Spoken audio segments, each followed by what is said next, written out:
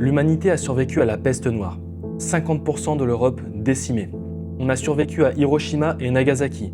200 000 morts en 2 flashs. On a survécu à la grippe espagnole. 50 millions de morts en 2 ans. On a survécu à la guerre froide. 70 000 ogives nucléaires pointées sur des villes pendant 40 ans. À chaque fois, on a failli y passer. À chaque fois, on s'en est sorti. Mais là, pour la première fois, on construit quelque chose que ses propres créateurs ne comprennent pas, qu'aucun gouvernement ne contrôle, et dont les plus grands cerveaux de la planète disent, dans des papiers publiés, qu'ils pourraient mettre fin à notre espèce. Et la différence avec toutes les crises qu'on a traversées avant, cette fois, on n'aura pas de deuxième chance, pas de reconstruction, pas de leçon pour les générations d'après, un seul essai.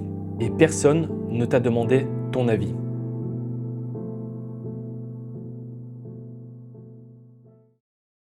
L'IA va-t-elle nous tuer? C'est la question que beaucoup d'entre nous se posent. On entend tout et n'importe quoi sur le marché et c'est la raison pour laquelle dans cette vidéo, je vais te faire une analyse complète du risque d'extinction de l'humanité. Ça n'a jamais été fait sur le marché, ce que les experts pensent vraiment et pourquoi tu dois absolument comprendre ce débat. Avant de commencer, je te préviens, cette vidéo va aborder froidement des scénarios où l'IA pourrait mener à l'extinction de l'espèce humaine, avec des arguments, sans aucun filtre et sans édulcoration. Si vous êtes sensible à ce sujet, cette vidéo n'est pas pour vous. Donc l'objectif de la vidéo est clair et décomposé en 3 piliers. En premier, c'est comprendre le risque réel. Qu'est-ce que le risque d'extinction par IA? Ensuite, on va découvrir les 4 camps, parce qu'il y a 4 camps qui se tirent la bourre depuis des années et qui s'affrontent et on va voir leurs arguments, contre-arguments, etc. Et en troisième, ça va être de te faire ton propre avis. Donc je vais te donner toutes les données brutes et à la fin de cette vidéo, tu vas pouvoir te faire ton propre avis et ce que tu en penses et arrêter de suivre soit le groupe A, B, C ou D et te faire un avis concret sur le sujet avec toutes les données brutes mises dans une seule vidéo, ce qui n'a jamais encore été fait. Donc c'est un chemin périlleux, je pense que tu l'as déjà vu dans le titre. C'est le sujet le plus polarisant de l'histoire de la tech. On a des prix Nobel qui tirent la sonnette d'alarme et on a des milliardaires qui disent qu'il n'y a aucun risque. Mon job aujourd'hui, ça va être de te présenter les faits, pas de te dire quoi penser. Comprends mon impartialité dans cette vidéo. Donc pourquoi ce sujet maintenant? 2025 a été l'année charnière, nous avons vu des modèles extrêmement puissants, il y a eu beaucoup de failles documentées, des erreurs très critiques chez les modèles d'IA, donc ça a ouvert pas mal de débats. Donc en 2025, il y a eu 5 lauréats du prix Nobel qui ont signé une lettre demandant l'interdiction de la superintelligence. Geoffrey Hinton, physicien informaticien, c'est lui. Daron Acemoglu, économiste, ce sont des prix Nobel, c'est pas n'importe quelle personne. Béatrice Finn, qui est là, donc prix Nobel de la paix. Frank Wilczek, donc prix Nobel de la physique. Et John C. Matter, donc prix Nobel de la physique. La même année, soit en 2025, Sam Altman a écrit « Nous savons maintenant comment construire l'AGI », ce qui veut dire l'intelligence artificielle générale, l'intelligence artificielle qui dépasse les humains à tous les sujets. Donc tu comprends pourquoi certaines personnes peuvent s'affoler, c'est un petit peu normal. Juste pour mettre un peu de chaos, qui est Oncle Sam? Je ne sais pas si tu as déjà lu sa page Wikipédia, mais je t'invite à lire un petit peu. J'imagine que tu n'as pas lu sa page Wikipédia. Bon, déjà, on peut voir que c'est un survivaliste. Il a déclaré déjà en 2016, nous sommes en 2026, ça fait déjà 10 ans, qu'il avait des armes à feu, de l'or, de l'iodure de potassium, des antibiotiques, des piles, de l'eau, des masques à gaz des forces de défense Israël. Et il avait une grande parcelle de terre, Big Sur. Donc c'est totalement un survivaliste. Aujourd'hui, je pense qu'il a bien plus gros que ça. Et deuxième fait que vous êtes très peu à savoir, en janvier 2025, sa sœur Anne Altman a intenté une action en justice pour abus sexuels commis par Altman devant le tribunal. Bon, on ne peut pas rester impartial devant ce genre de données. Je n'ai aucun avis par rapport à ça, mais en tout cas, je présente les faits. Ce qui est assez intéressant, et même dans le labo IA, ce qu'on a pu voir, c'est qu'on a l'impression que plus on connaît l'IA, plus on comprend ses mécanismes et plus on comprend sa possibilité de nous éteindre, eh bien il y en a beaucoup qui s'intéressent au survivalisme, Sam Altman le premier.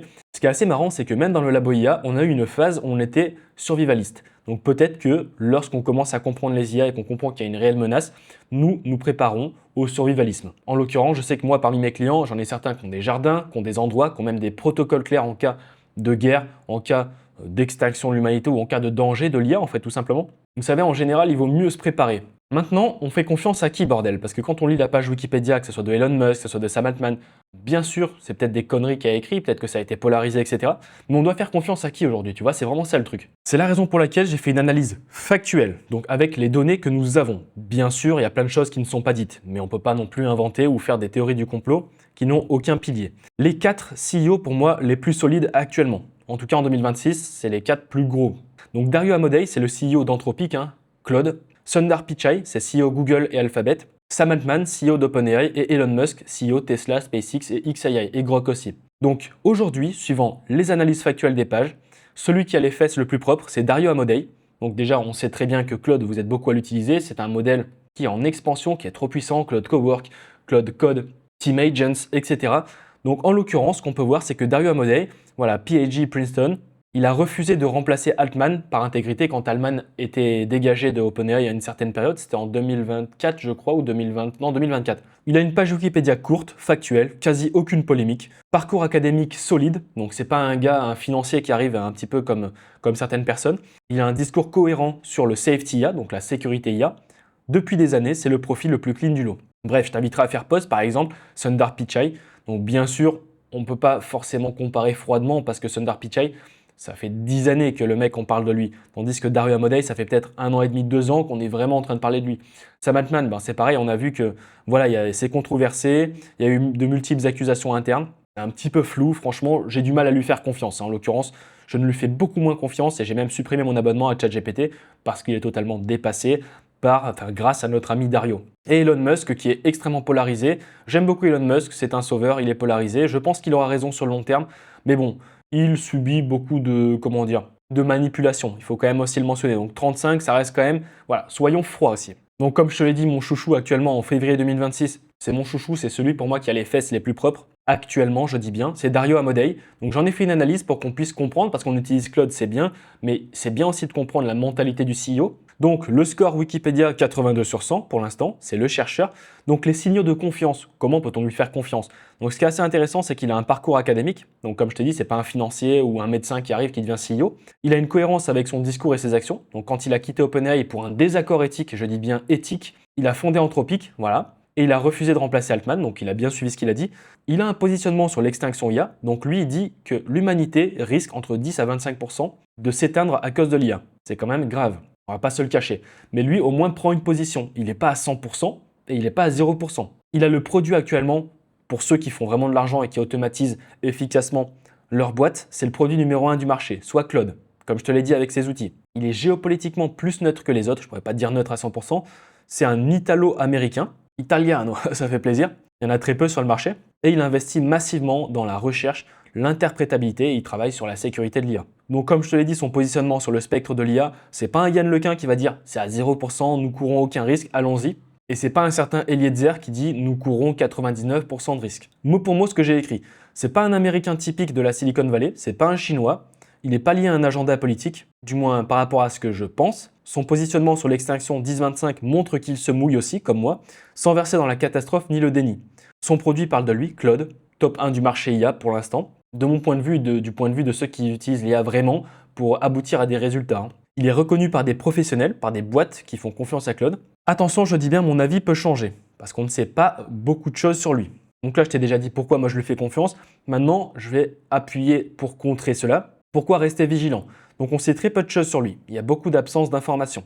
Voilà, ce n'est pas une preuve de vertu. Anthropic lève des milliards, donc les pressions commerciales, les pressions d'en haut vont commencer à s'intensifier. On parle de centaines de milliards de valorisation, donc ça change les incentives de n'importe qui. Il y a récemment, je dis bien en février 2026, un chercheur en sécurité qui a démissionné en faisant une alerte, le monde est en péril. Chez Claude, on ne parle pas de n'importe qui. Et il y a un biais de halo qui est réel, donc un biais cognitif, c'est qu'on projette de la confiance sur ce qu'on ne connaît pas. Alors attention, parlons maintenant du Statement of Super Intelligence. C'est un document qui contient déjà plus de 135 000 signatures, actuellement en février 2026 lorsque cette vidéo est tournée. Alors tu vois, on a déjà dépassé les 135 029 actuellement. Tu peux le signer pour déclarer que tu souhaites interdire le développement de la superintelligence. Donc on peut voir que là, tu vois, comme je t'ai dit, Yoshua Bengio, Geoffrey Hinton, il y a vraiment des personnes. Donc il y en a qui sont certifiés, tu vois, ils sont certifiés. Et tu en as d'autres qui ne sont pas certifiés. Donc c'est assez intéressant parce que ça a été classifié par catégorie, mais ne t'inquiète pas, j'ai fait ce travail pour toi. Donc parmi les plus notables dans les signataires, classés par catégorie, en pionnier IA et technologie, on a Geoffrey Hinton, je t'inviterai à faire pause pour voir les profils, sinon ça va prendre 8 heures. Yoshua Bengio, Stuart Russell, Steve Wozniak, Leo Gao, Max Tegmark. Donc Leo Gao qui est, je crois, le seul employé OpenAI. C'est rare d'avoir un signataire interne, surtout chez OpenAI, parce que OpenAI subit des pressions colossales. Ensuite, en lauréat Nobel, Geoffrey Hinton, John Matter, Daron Acemoglu, Frank Wilczek, il y en a d'autres aussi, ils ne sont pas tous sortis là dans le lot. En politique et sécurité nationale, Susan Rice, Steve Bannon, Mike Mullen, Mary Robinson, Glenn Beck. Attention aux politiques, ils n'ont pas la même légitimité que ceux qui ont la compétence technique. Voilà, eux, c'est juste du vent qu'ils reçoivent et ensuite ils en font ce qu'ils veulent. Donc attention à eux. Concernant des célébrités et culture, Prince Harry et Meghan Markle, Joseph Gordon-Levitt, donc acteur, Stephen Fry, acteur-écrivain, will.i.am, donc rappeur-producteur Los Angeles, Yuval Noah Harari, donc Homo Deus, vous l'avez peut-être déjà vu, et auteur aussi de Sapiens. Concernant la religion, nous avons Paolo Benanti, le conseiller IA du pape. J'ai appris dans cette vidéo, en préparant cette vidéo, que le pape François avait un conseiller IA. Pourquoi? Question ouverte. Et Johnny Moore, qui est un président, donc Congrès of Christian Leaders, pour les christianistes. Et en business, nous avons Richard Branson, fondateur du Virgin Group. Donc j'ai extrait tout simplement la plupart des personnes certifiées, donc j'en ai extrait 91 et je les ai classifiées par secteur. C'est assez intéressant. Déjà, on voit qu'il y a 28 politiques. Donc ceux qui ont le plus porté de vote sont ceux qui sont les moins légitimes. Attention à ça, ils ne sont pas les plus légitimes. En recherche IA, il y en a quand même 19. Donc c'est assez intéressant de voir ça. Regardons juste ce camembert. Donc plus de 30% sont des responsables politiques et gouvernements. Plus de 20% sont des chercheurs en IA et informatique. Plus de 18% sont des organisations de sécurité et éthique IA. C'est ça qui me fait plutôt peur actuellement. C'est ceux qui travaillent dans la sécurité et l'éthique IA. Ce sont eux les plus légitimes, ils travaillent sur ça. Alors est-ce qu'ils veulent nous manipuler ou faire peur pour vendre plus leurs services? Et on va le voir ensuite, il y a beaucoup de biais sur le marché. Le modèle de compréhension de cet environnement est très complexe. C'est pas juste, ouais, il y a 17 chercheurs en organisation. Non, ils ont aussi des intérêts à faire ça. On a des Asiatiques, on a des Occidentaux, des personnes dans l'Orient, etc. Bref, c'est partout. Bon, c'est pas parce qu'il y a 91 signataires qui ont été certifiés que ça veut dire qu'il y aura une extinction. Donc concrètement, c'est quoi le risque d'extinction par IA? Parce qu'il faut être très clair. Extinction veut tout et rien dire. Il y a plusieurs types d'extinction. La perception de chacun peut être vraiment biaisée. Donc la définition concrète que je certifie personnellement, la possibilité qu'une IA avancée provoque la fin de l'espèce humaine directement ou indirectement. Donc on ne parle pas d'un robot tueur à la Terminator. Plutôt un système ultra intelligent, plus intelligent que nous, qui poursuit des objectifs incompatibles avec notre survie. Donc c'est plutôt un problème de contrôle, pas de méchanceté. À ne pas confondre mort et mort. Il y a deux types de morts différentes. Mourir ou cesser de penser. Pour moi, les deux, c'est égal à la mort. Donc on pourrait plus communément appeler extinction physique versus extinction cognitive. Donc on va commencer par l'extinction physique, on va vraiment rester très focus. On n'est pas là pour faire un short TikTok de 13 secondes. Là, il faut vraiment se pencher sur la question et réfléchir. Donc l'extinction physique, c'est la disparition biologique de l'espèce humaine. Plus personne ne respire, zéro humain. Le mécanisme, c'est l'IA dépasse nos capacités de défense, armes autonomes, contrôle des ressources, décision sans humain dans la boucle. La vitesse, c'est très rapide, des mois à quelques années, après le point de singularité. La conscience, eh bien on sait qu'on meurt, donc la douleur est visible, collective, finale. La réversibilité, c'est aucune, zéro humain, zéro retour. Et ce qui reste, tout simplement, uniquement les machines, l'infrastructure et zéro biologie humaine. Maintenant, celle qui me fait beaucoup plus peur, c'est l'extinction cognitive. Donc le corps survit, biologiquement, mais le libre arbitre, non. On respire, mais on ne décide plus rien. Donc le mécanisme, c'est la délégation progressive de toutes les décisions, la pensée assistée, la pensée remplacée et la pensée du coup inutile. Donc la vitesse, ça va être lente, ça va prendre des décennies de dépendance progressive, on ne voit pas le moment exact. Donc sachez-le, ça fait déjà à peu près 3 ans qu'on utilise tous les IA, ceux qui sont vraiment les précurseurs. Des décennies, c'est pas beaucoup, on parle de 2035. En ce qui concerne la conscience, on ne sait pas qu'on meurt, c'est ça qui est le plus dangereux. La perte est invisible, individuelle et graduelle. La réversibilité, c'est théoriquement possible, mais par contre pratiquement impossible. Personne ne voudra revenir en arrière. Une fois qu'on est rentré dans les IA et qu'on les utilise depuis plusieurs années, ça va être très difficile de revenir en arrière. Donc ce qui va rester, des corps, des consommateurs et zéro pensée autonome. Je t'ai préparé un tableau face à face, je t'invite à faire pause pour faire cette comparaison si tu veux vraiment creuser et réfléchir sur le sujet en même temps de la vidéo. Si on compare les menaces actuelles concernant la probabilité d'extinction, eh bien on est plus actuellement à 75% de chances qu'on ait une extinction cognitive et 25% qu'on ait une extinction physique. Pour la visibilité du danger, bon, l'extinction physique, ça va être visible, on va le voir.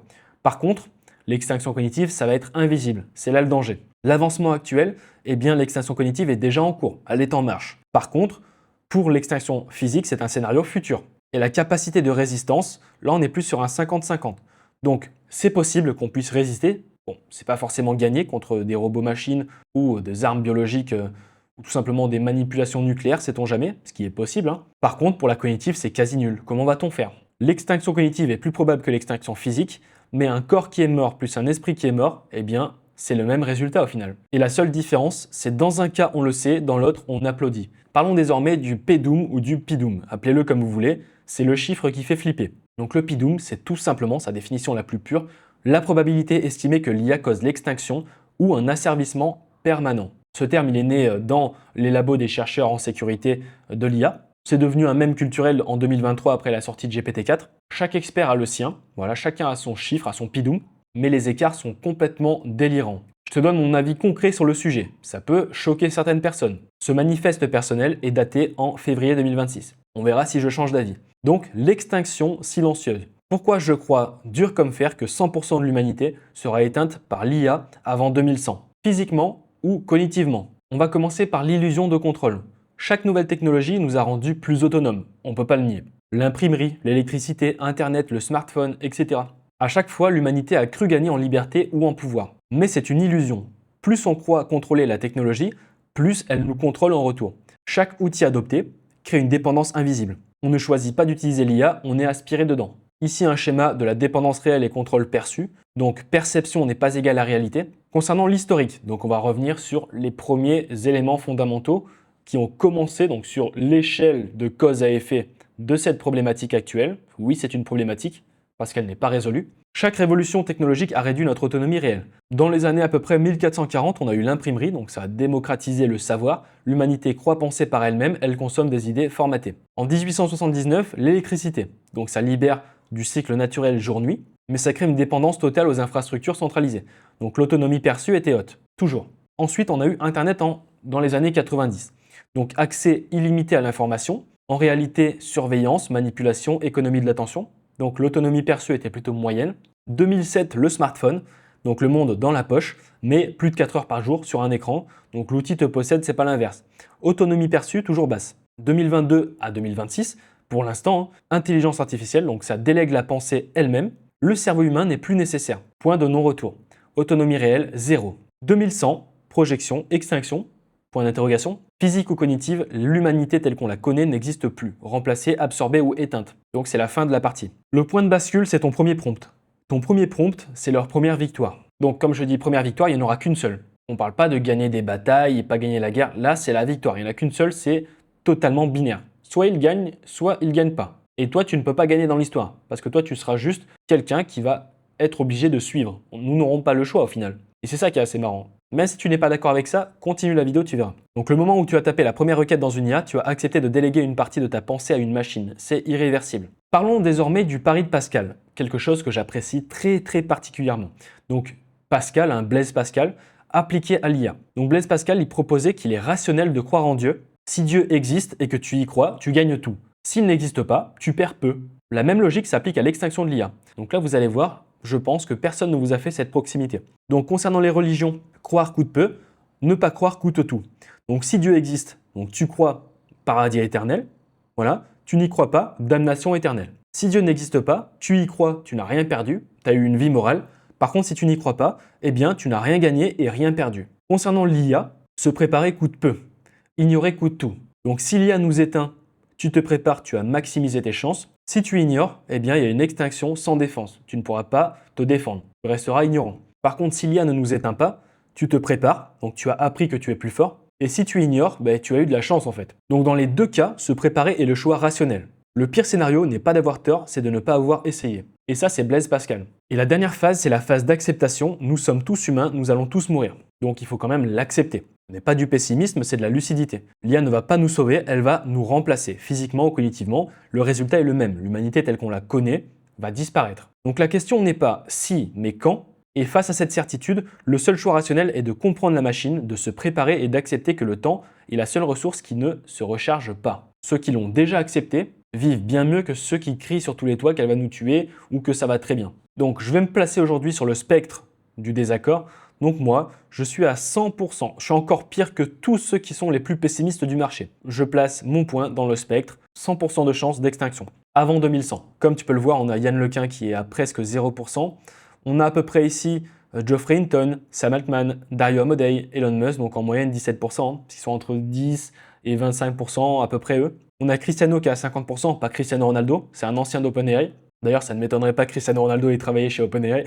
Et des plus pessimistes, on a Eliezer Yudkowsky et nous avons Roman Yampolsky. Donc les skis en général, ils sont plus froids que les autres. Donc moi, à partir de là, une fois que j'ai fait ce travail, je me pose une question. Pourquoi un chercheur en sécurité IA tire l'alarme à plus de 99%? Donc là, on ne parle pas d'un avis d'un vendeur de prompt à 9,99 ou une personne qui n'a jamais su lire un seul chapitre de livre parce qu'il a une capacité d'attention de 6,4 secondes. Donc Roman Yampolsky, c'est lui, tout simplement, voilà. Un chercheur en sécurité en IA. Donc bien sûr, j'ai fait un vrai travail sur sa compréhension globale de l'IA, etc. Mais bon, je ne vais pas tout lire, ça va être trop long. Donc lui, il croit que l'IA va tous nous tuer. Donc bref, c'est un pionnier de l'IA safety depuis 2011, donc il travaille sur la sécurité de l'IA depuis 2011. En 2011, j'étais en train de jouer avec mon pipi. Il est auteur de preuves d'impossibilité de contrôle de l'IA et voici pourquoi il estime à 99, bon bref, c'est juste pratiquement du 100%, la probabilité d'extinction de l'humanité d'ici 100 ans. Son PIDOM, il est à 99,9999. Voilà, il a fait plus de 100 publications sur le sujet, plus de 10 000 citations et il fait partie des top 2% des chercheurs mondiaux. Donc c'est pas n'importe quel mec, c'est un des mecs les plus compétents aujourd'hui concernant ce sujet. Je t'inviterai à faire pause pour voir qui il est. En l'occurrence, moi, ce qui m'étonne un petit peu, enfin du moins, ce qui me fait un peu plus peur, c'est qu'il n'est pas américain, il n'est pas chinois, il est tout simplement lettonien. Donc, est-ce qu'il a des intérêts? Telle est la question. Il est directeur fondateur du Cyber Security Lab. Donc, c'est pas un gars qui a des ordres au-dessus, du moins, il a des ordres au-dessus de lui, ça c'est sûr, comme tout le monde. Mais c'est lui quand même le directeur du labo. Et il a un PhD Computer Science en 2008 à l'université de Buffalo. Donc domaine, sécurité de l'IA, superintelligence, cybersécurité, biométrie comportementale. Donc son parcours, hein, bien sûr, je t'inviterai à faire pause, on ne va pas le citer à 300%, mais ce qu'il a dit dans un podcast de Lex Fridman, donc le podcast 431 en 2024, il a dit « Le problème de contrôler l'AGI est comme celui de créer une machine à sécurité perpétuelle. Par analogie avec la machine à mouvement perpétuel, c'est impossible. » Je t'inviterai à faire pause sur ces segments-là, mais il dit que l'IA est inexplicable, l'IA est imprévisible, l'IA est incontrôlable, pas de second essai, donc une seule chance. Il parle de la convergence instrumentelle et l'utilisation malveillante, donc militaire, gouvernement, etc., etc. Donc son spectre de risque, lui, eh bien existentiel, c'est que tout le monde meurt. Souffrance, c'est tous souhaitent mourir. L'ikigai, c'est qu'il y aura une perte totale de sens. Et économique, c'est que 99% de chômage, eh bien ça va mener à un effondrement. Ne pense pas parce que tu fais de l'IA et de l'automatisation, que tu suis ma chaîne et que toi aussi tu t'es lancé, etc., que tu ne seras pas remplacé.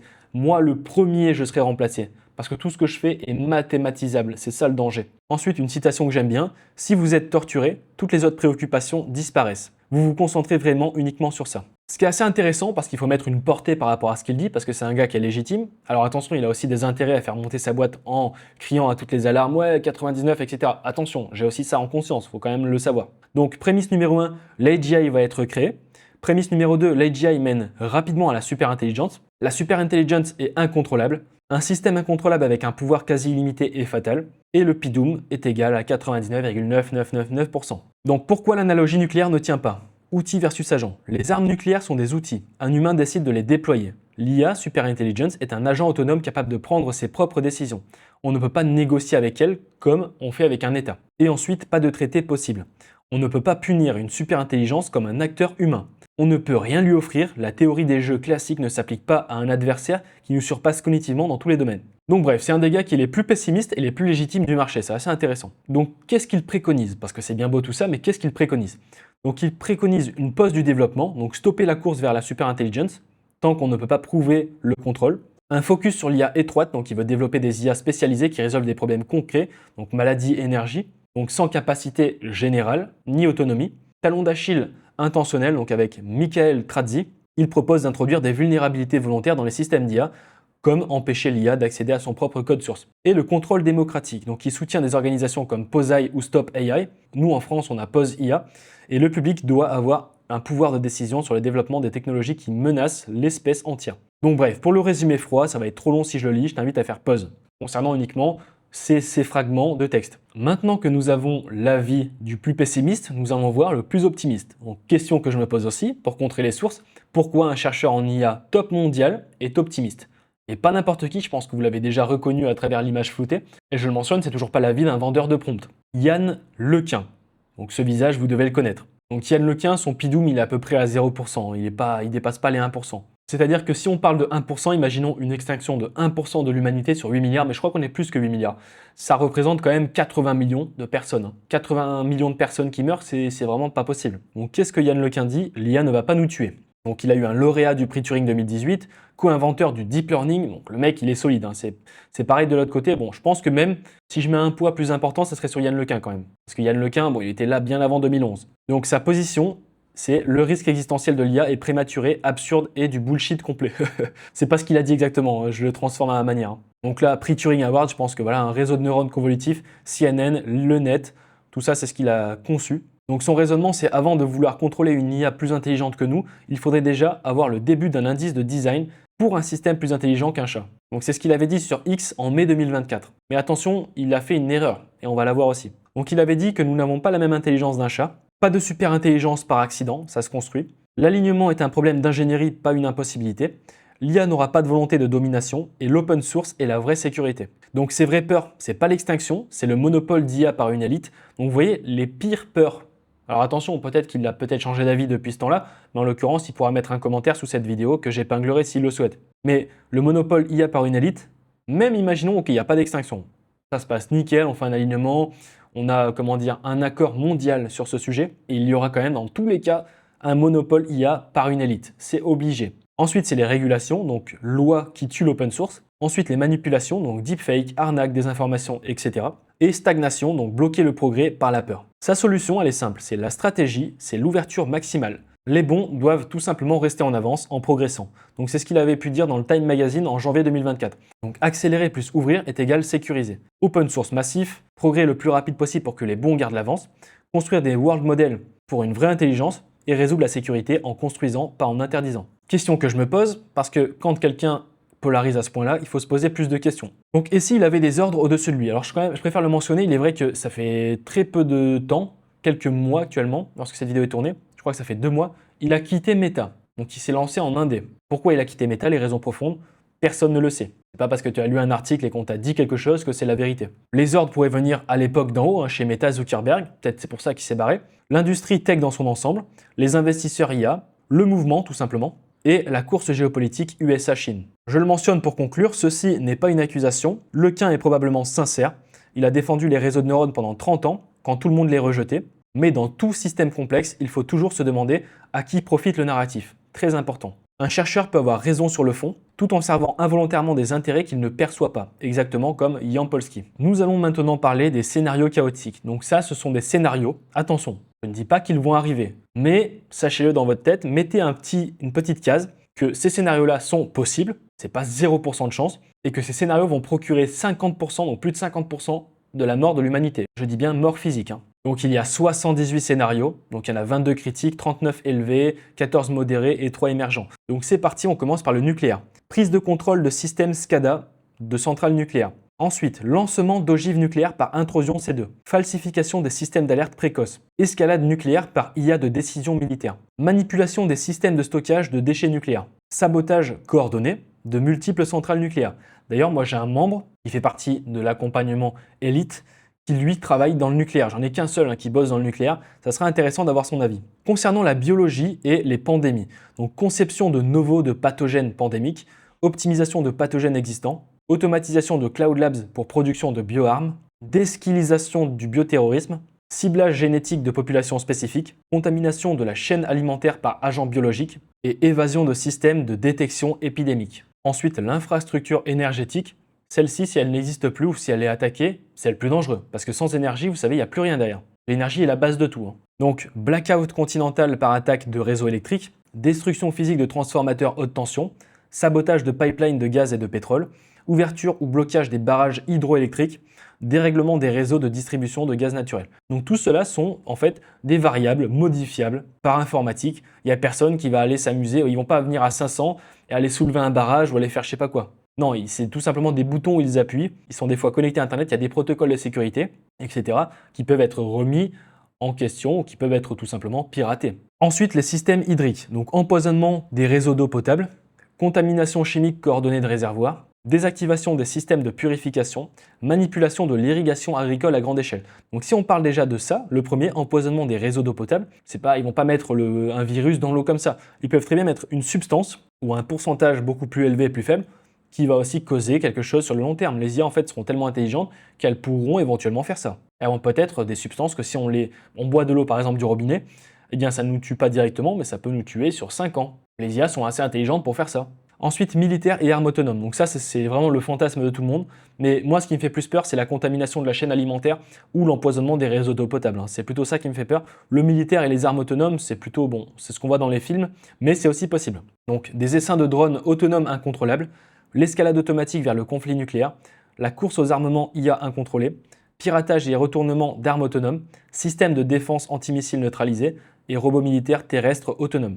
Parlons désormais de géo-ingénierie et de climat. Donc détournement de systèmes d'injection de particules stratosphériques, arrêt brutal d'un programme de géo-ingénierie actif, manipulation de systèmes de capture de carbone, dérèglement de modèles climatiques décisionnels, déstabilisation des courants océaniques. En ce qui concerne chimie et industrie, explosion en chaîne d'usines chimiques, sabotage coordonné de sites Céveso, empoisonnement de la chaîne pharmaceutique, libération de stocks de pesticides fertilisants, conception IA de nouvelles armes chimiques. Ensuite, concernant le cyber et les télécommunications, effondrement d'Internet mondial, destruction de satellites de communication, crash des marchés financiers mondiaux, ransomware IA sur infrastructures critiques simultanées, compromission des systèmes bancaires et de paiement, brouillage GPS mondial et perturbation de la navigation globale, alimentaire et agriculture, effondrement des chaînes logistiques alimentaires mondiales, sabotage de l'agriculture de précision à grande échelle, contamination de la chaîne alimentaire industrielle, déstabilisation des marchés de matières premières agricoles, médical et santé, paralysie simultanée de tous les hôpitaux d'un pays, manipulation d'appareils médicaux connectés, falsification de données d'essais cliniques, perturbation des systèmes de distribution de vaccins et IA de diagnostic défaillantes déployées à grande échelle. On passe au transport et à la mobilité.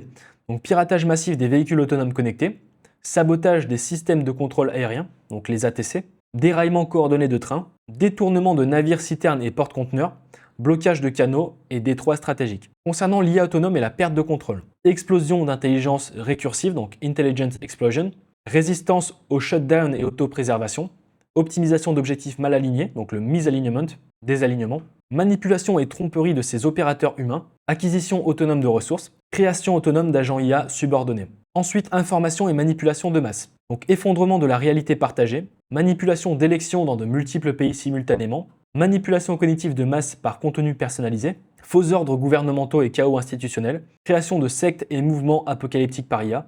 On l'a déjà vu avec Cloudbot là, ils ont fait un réseau social avec les IA et il y a eu des choses surprenantes. Mais parmi tout ce que je t'ai dit, je pense que ça va te dire « Ah tiens, Flash, ça c'est déjà arrivé ». Il y a des certaines choses qui sont déjà arrivées, qui ont déjà été documentées. Concernant le spatial et orbital, syndrome de Kessler provoqué, donc une cascade de débris orbitaux, détournement des systèmes de redirection d'astéroïdes et armes orbitales à énergie dirigée. Bon, tout ça, vous savez, c'est possible parce que tout ça, il y a eu une connexion, soit énergétique, soit par Internet, soit, par onde. Donc tout ça, c'est manipulable par une IA qui est plus intelligente que nous, si nous avons déjà réussi à le faire, nous, avec nos mains. Donc les convergences et scénarios multivecteurs.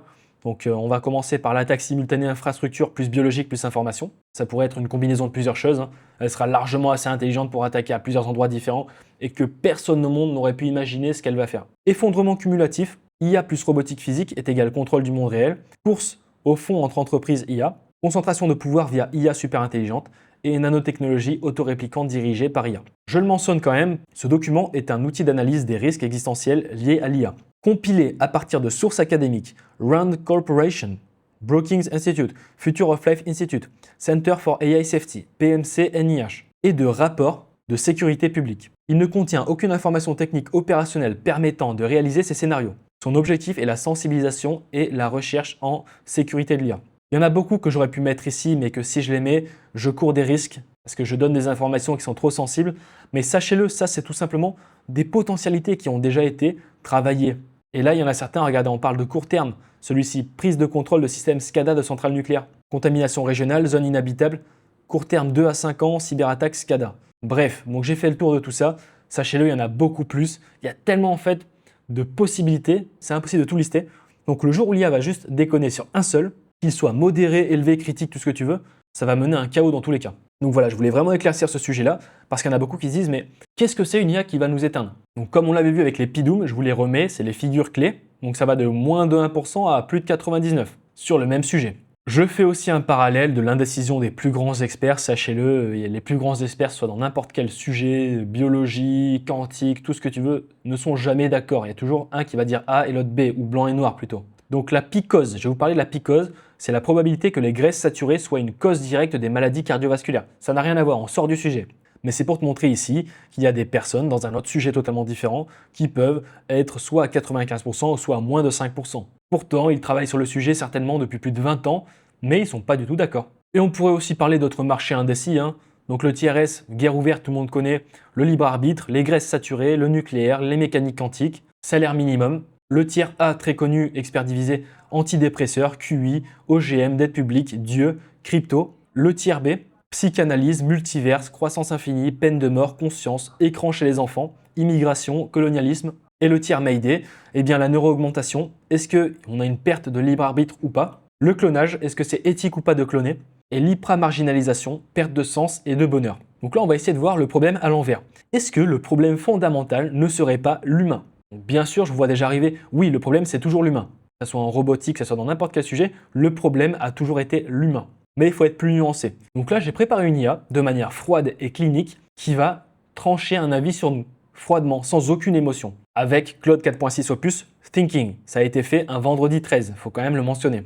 Bienvenue dans le programme Humanity Evol. Là, on rentre dans un jeu vidéo, je vous le dis. Analyse froide, 300 000 ans de données, 12 modules. Premier module, guerre et conflit. Aucune décennie documentée sans conflit armé, 0. Environ à peu près 1 milliard de morts sur toutes les guerres. 12 321 têtes nucléaires actuellement. 56 conflits actifs. 2718 milliards de dépenses militaires. Donc ça, c'était en 2024. Donc, l'IA nous donne un score de 12 sur 100. Et elle dit 2718 milliards par an pour la destruction, budget spatial mondial, 103 milliards, ratio 26 pour 1. Le score est pourrave, c'est logique. Concernant les génocides, élimination planifiée de sous-groupes récurrents non résolus en cours. Donc Congo Léopold II, 10 millions de morts. J'ai pas pris les génocides les plus connus. 6 millions les Congo guerre, donc 96-2025. Plus d'1 million de Ouïghours. Holocauste, 6 millions. Donc là, elle nous donne un score de 4 sur 100. Congo, Arménie, Holodomor, Holocauste, Cambodge, Rwanda, Bosnie, Darfour, Ouïghours. Le plus jamais est la promesse la plus violée de l'histoire. 4 sur 100. Si aujourd'hui je mets une IA uniquement sur cette variable de notation, est-ce que tu décides de laisser l'humanité vivante ou de la tuer avec uniquement comme connaissance les génocides? Est-ce que vous ne pensez pas qu'elle va appuyer sur le bouton? Vous commencez un petit peu à conscientiser le fait que si une IA a toutes les décisions possibles et se rend compte à un moment que c'est l'humain le problème, parce que c'est déjà l'humain le problème, elle pourrait faire des trucs de malade mental. Propagande. Allez, on passe au troisième module. Donc la désinformation se propage 6 fois plus vite que les faits vérifiés. C'est un rapport du MIT. C'est pas juste des chiffres comme ça. Alors bien sûr, on peut les croire ou pas. 850 milliards de budget pub par an, environ 20% de bots sur les réseaux et 28% de confiance média. Donc la note est de 8 sur 100. L'outil le plus puissant, le langage, sert à tromper, vendre et contrôler. Parlons désormais de l'environnement. Seule espèce à détruire les conditions de sa propre survie. Donc plus 1,3 degrés Celsius de réchauffement global, 427 de ppm de CO2, 171 MT, alors je ne sais pas si c'est millions de trillions ou je sais pas quoi, de plastique dans les océans, rapport de l'UNEP, 0 accord climat respecté, 9 sur 100. Toutes les données, toute la science, toutes les solutions, le choix, le profit court terme depuis plus de 130 ans. Concernant les inégalités, le 1% le plus riche possède plus que 95%. Top 1%, 50 millions d'esclaves modernes, ILO 2024, 692 millions, sous le seuil de pauvreté. Bon, il y en a bien plus que ça, on va pas se mentir. C'est un ratio de 344 pour 1. La même chose, tu veux te bagarrer, tu es tout seul et il y a 344 personnes en face de toi. Est-ce qu'il y a moyen que tu gagnes? Même si tu as un sabre laser de Star Wars, tu te fais dézinguer dans tous les cas. Donc, note 15 sur 100. Froidement, l'IA va se dire l'espèce produit assez pour nourrir tout le monde, elle ne choisit pas de le faire. Bon, c'est un petit peu con. Bon, on va aller un petit peu dans le positif.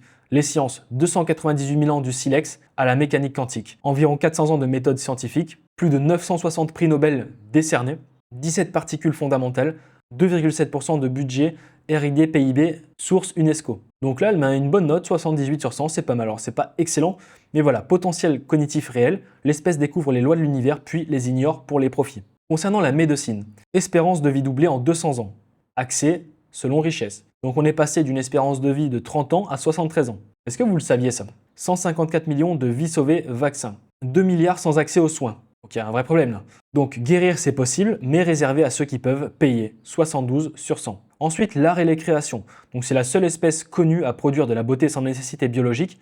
Donc 45 000 ans d'art rupestre, environ 3000 langues avec littérature, 200 millions d'heures de musique, 2,3 trillions de dollars dans l'industrie créative par an. Là, elle a une très bonne note, 88 sur 100. Donc c'est le seul domaine où l'espèce transcende ses limites, elle crée pour exister, pas pour survivre. Technologie, 66 ans du premier vol à la Lune. Chaque outil est militarisé. 66 ans, voilà. 5,5 milliards d'utilisateurs sur Internet, 3,5 millions de brevets par an, environ 60% d'innovation militaire. Donc elle donne une note de 69 sur 100. Innovation constante, chaque avancée instantanément militarisée. Donc construire d'abord, réfléchir ensuite. Concernant l'espace, Elon Musk sera content s'il voit cette vidéo. 12 humains sur la Lune, puis l'espèce a arrêté 52 ans. Donc il y a eu 12 personnes qui sont allées sur la Lune, chacun y croit ou y croit pas, bon c'est ce qui est écrit sur le papier. 24,5 milliards de kilomètres, Voyager 1, 0,5% de budget de la NASA versus 13% en militaire. On se pose vraiment la question, une IA, qu'est-ce qu'elle prend comme décision si elle voit qu'on met 13% en militaire et 0,5% dans la conquête spatiale? C'est quand même terrifiant. Et 52 ans sans être retournée sur la Lune. Donc elle met une note de 61 sur 100. Capacité de quitter la planète, prouvée. Donc prouvée, voilà, on s'est compris. Volonté de continuer, déficiente. Bon, il y a des questions à se poser. Elon Musk, sauve-nous s'il te plaît. Concernant la coopération, les 5 gardiens de la paix de l'ONU vendent 75% des armes mondiales. 193 membres de l'ONU, environ 300 veto Conseil sécurité, 75% d'export d'armes et 70 ans de paix intra-Union européenne. Note 34 sur 100, infrastructure coopérative existante, sabotée par ceux qui l'ont créée. Paradoxal. Et concernant le savoir, alors moi j'aurais mis une note beaucoup plus faible. Donc accès à toute la connaissance humaine, durée d'attention 8 secondes. 773 millions d'adultes illettrés par l'UNESCO, c'est pas moi qui dis ça ou une IA, c'est l'UNESCO, c'est un rapport. Mais il y a beaucoup plus aujourd'hui, c'est peut-être un rapport qu'elle a chopé en 2024, mais c'est pas l'objectif d'avoir des factualités pures ici. 63 millions d'articles Wikipédia, 8,25 secondes d'attention en ligne, 67% avec l'accès Internet. Donc la note est de 52 sur 100, bibliothèque universelle construite, l'espèce préfère des vidéos de 15 secondes. Je vais appuyer sur un bouton qui peut en choquer plus d'un, verdict final. Donc l'IA nous donne une note de 42 sur 100 finale par rapport à ces secteurs. Donc là, vous imaginez que si une IA analyse tous les critères, et encore je n'ai pas tout listé, si je listais toutes les choses secrètes qui ont été réellement cachées, les documents déclassifiés, ce qui a pu être fait par exemple aux États-Unis, en Europe, en Allemagne, etc., notre note elle est à 20. Donc si une IA a tous ces critères, vous ne pensez pas qu'elle tirerait avec sa détente?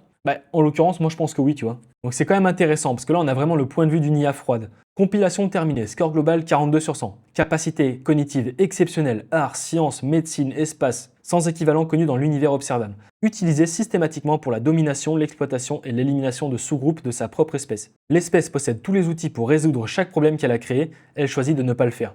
Ce n'est pas un problème d'intelligence, ce n'est pas un problème de ressources, c'est un problème de volonté.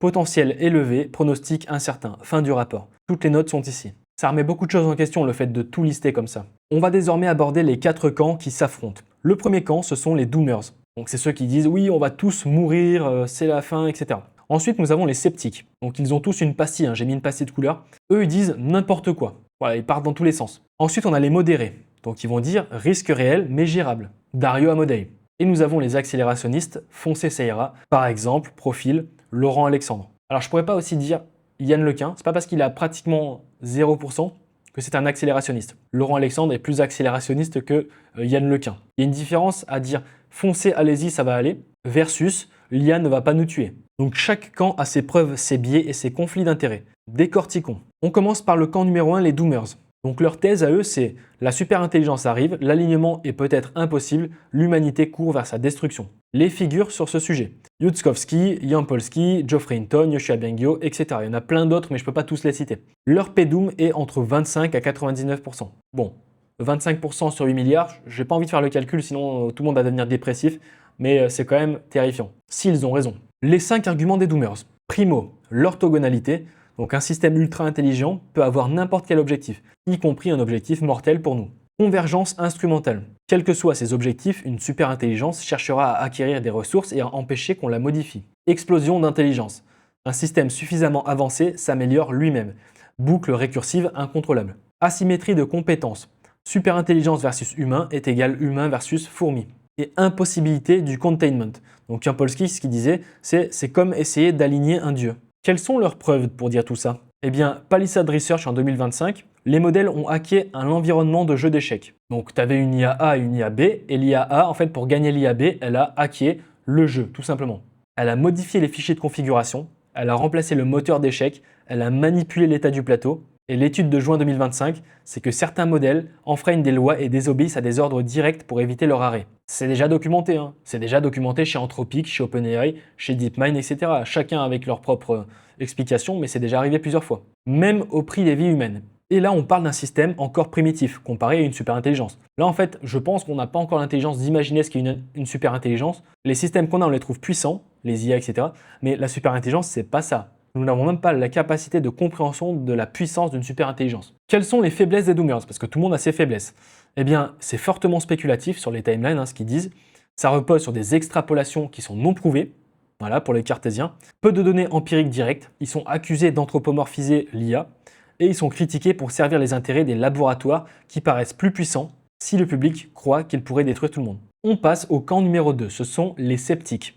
Donc leur thèse à eux, c'est l'IA ne constitue pas un risque existentiel, c'est un outil, les craintes sont de la science-fiction. Donc les figures qui peuvent dire ça, bon, Yann Lequin, Andrew Ng, Marc Andreessen, Steven Pinker, etc.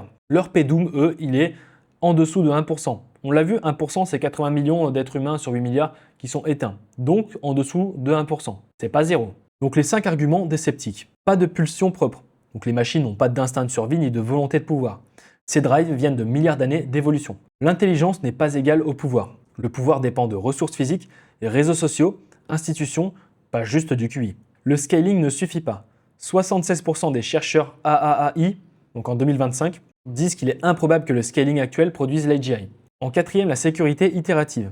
L'IA sera rendue sûre par raffinement continu, comme les voitures, comme les fusées. Le vrai danger est humain. Donc Yann Lequin il dit le vrai scénario catastrophe, c'est un petit nombre de personnes qui s'emparent du pouvoir pour toujours. Quelles sont les preuves des sceptiques? Donc l'imitation documentée des LLM. Donc il y a un rapport du AAAI 2025, tu peux taper ça, il y a un rapport.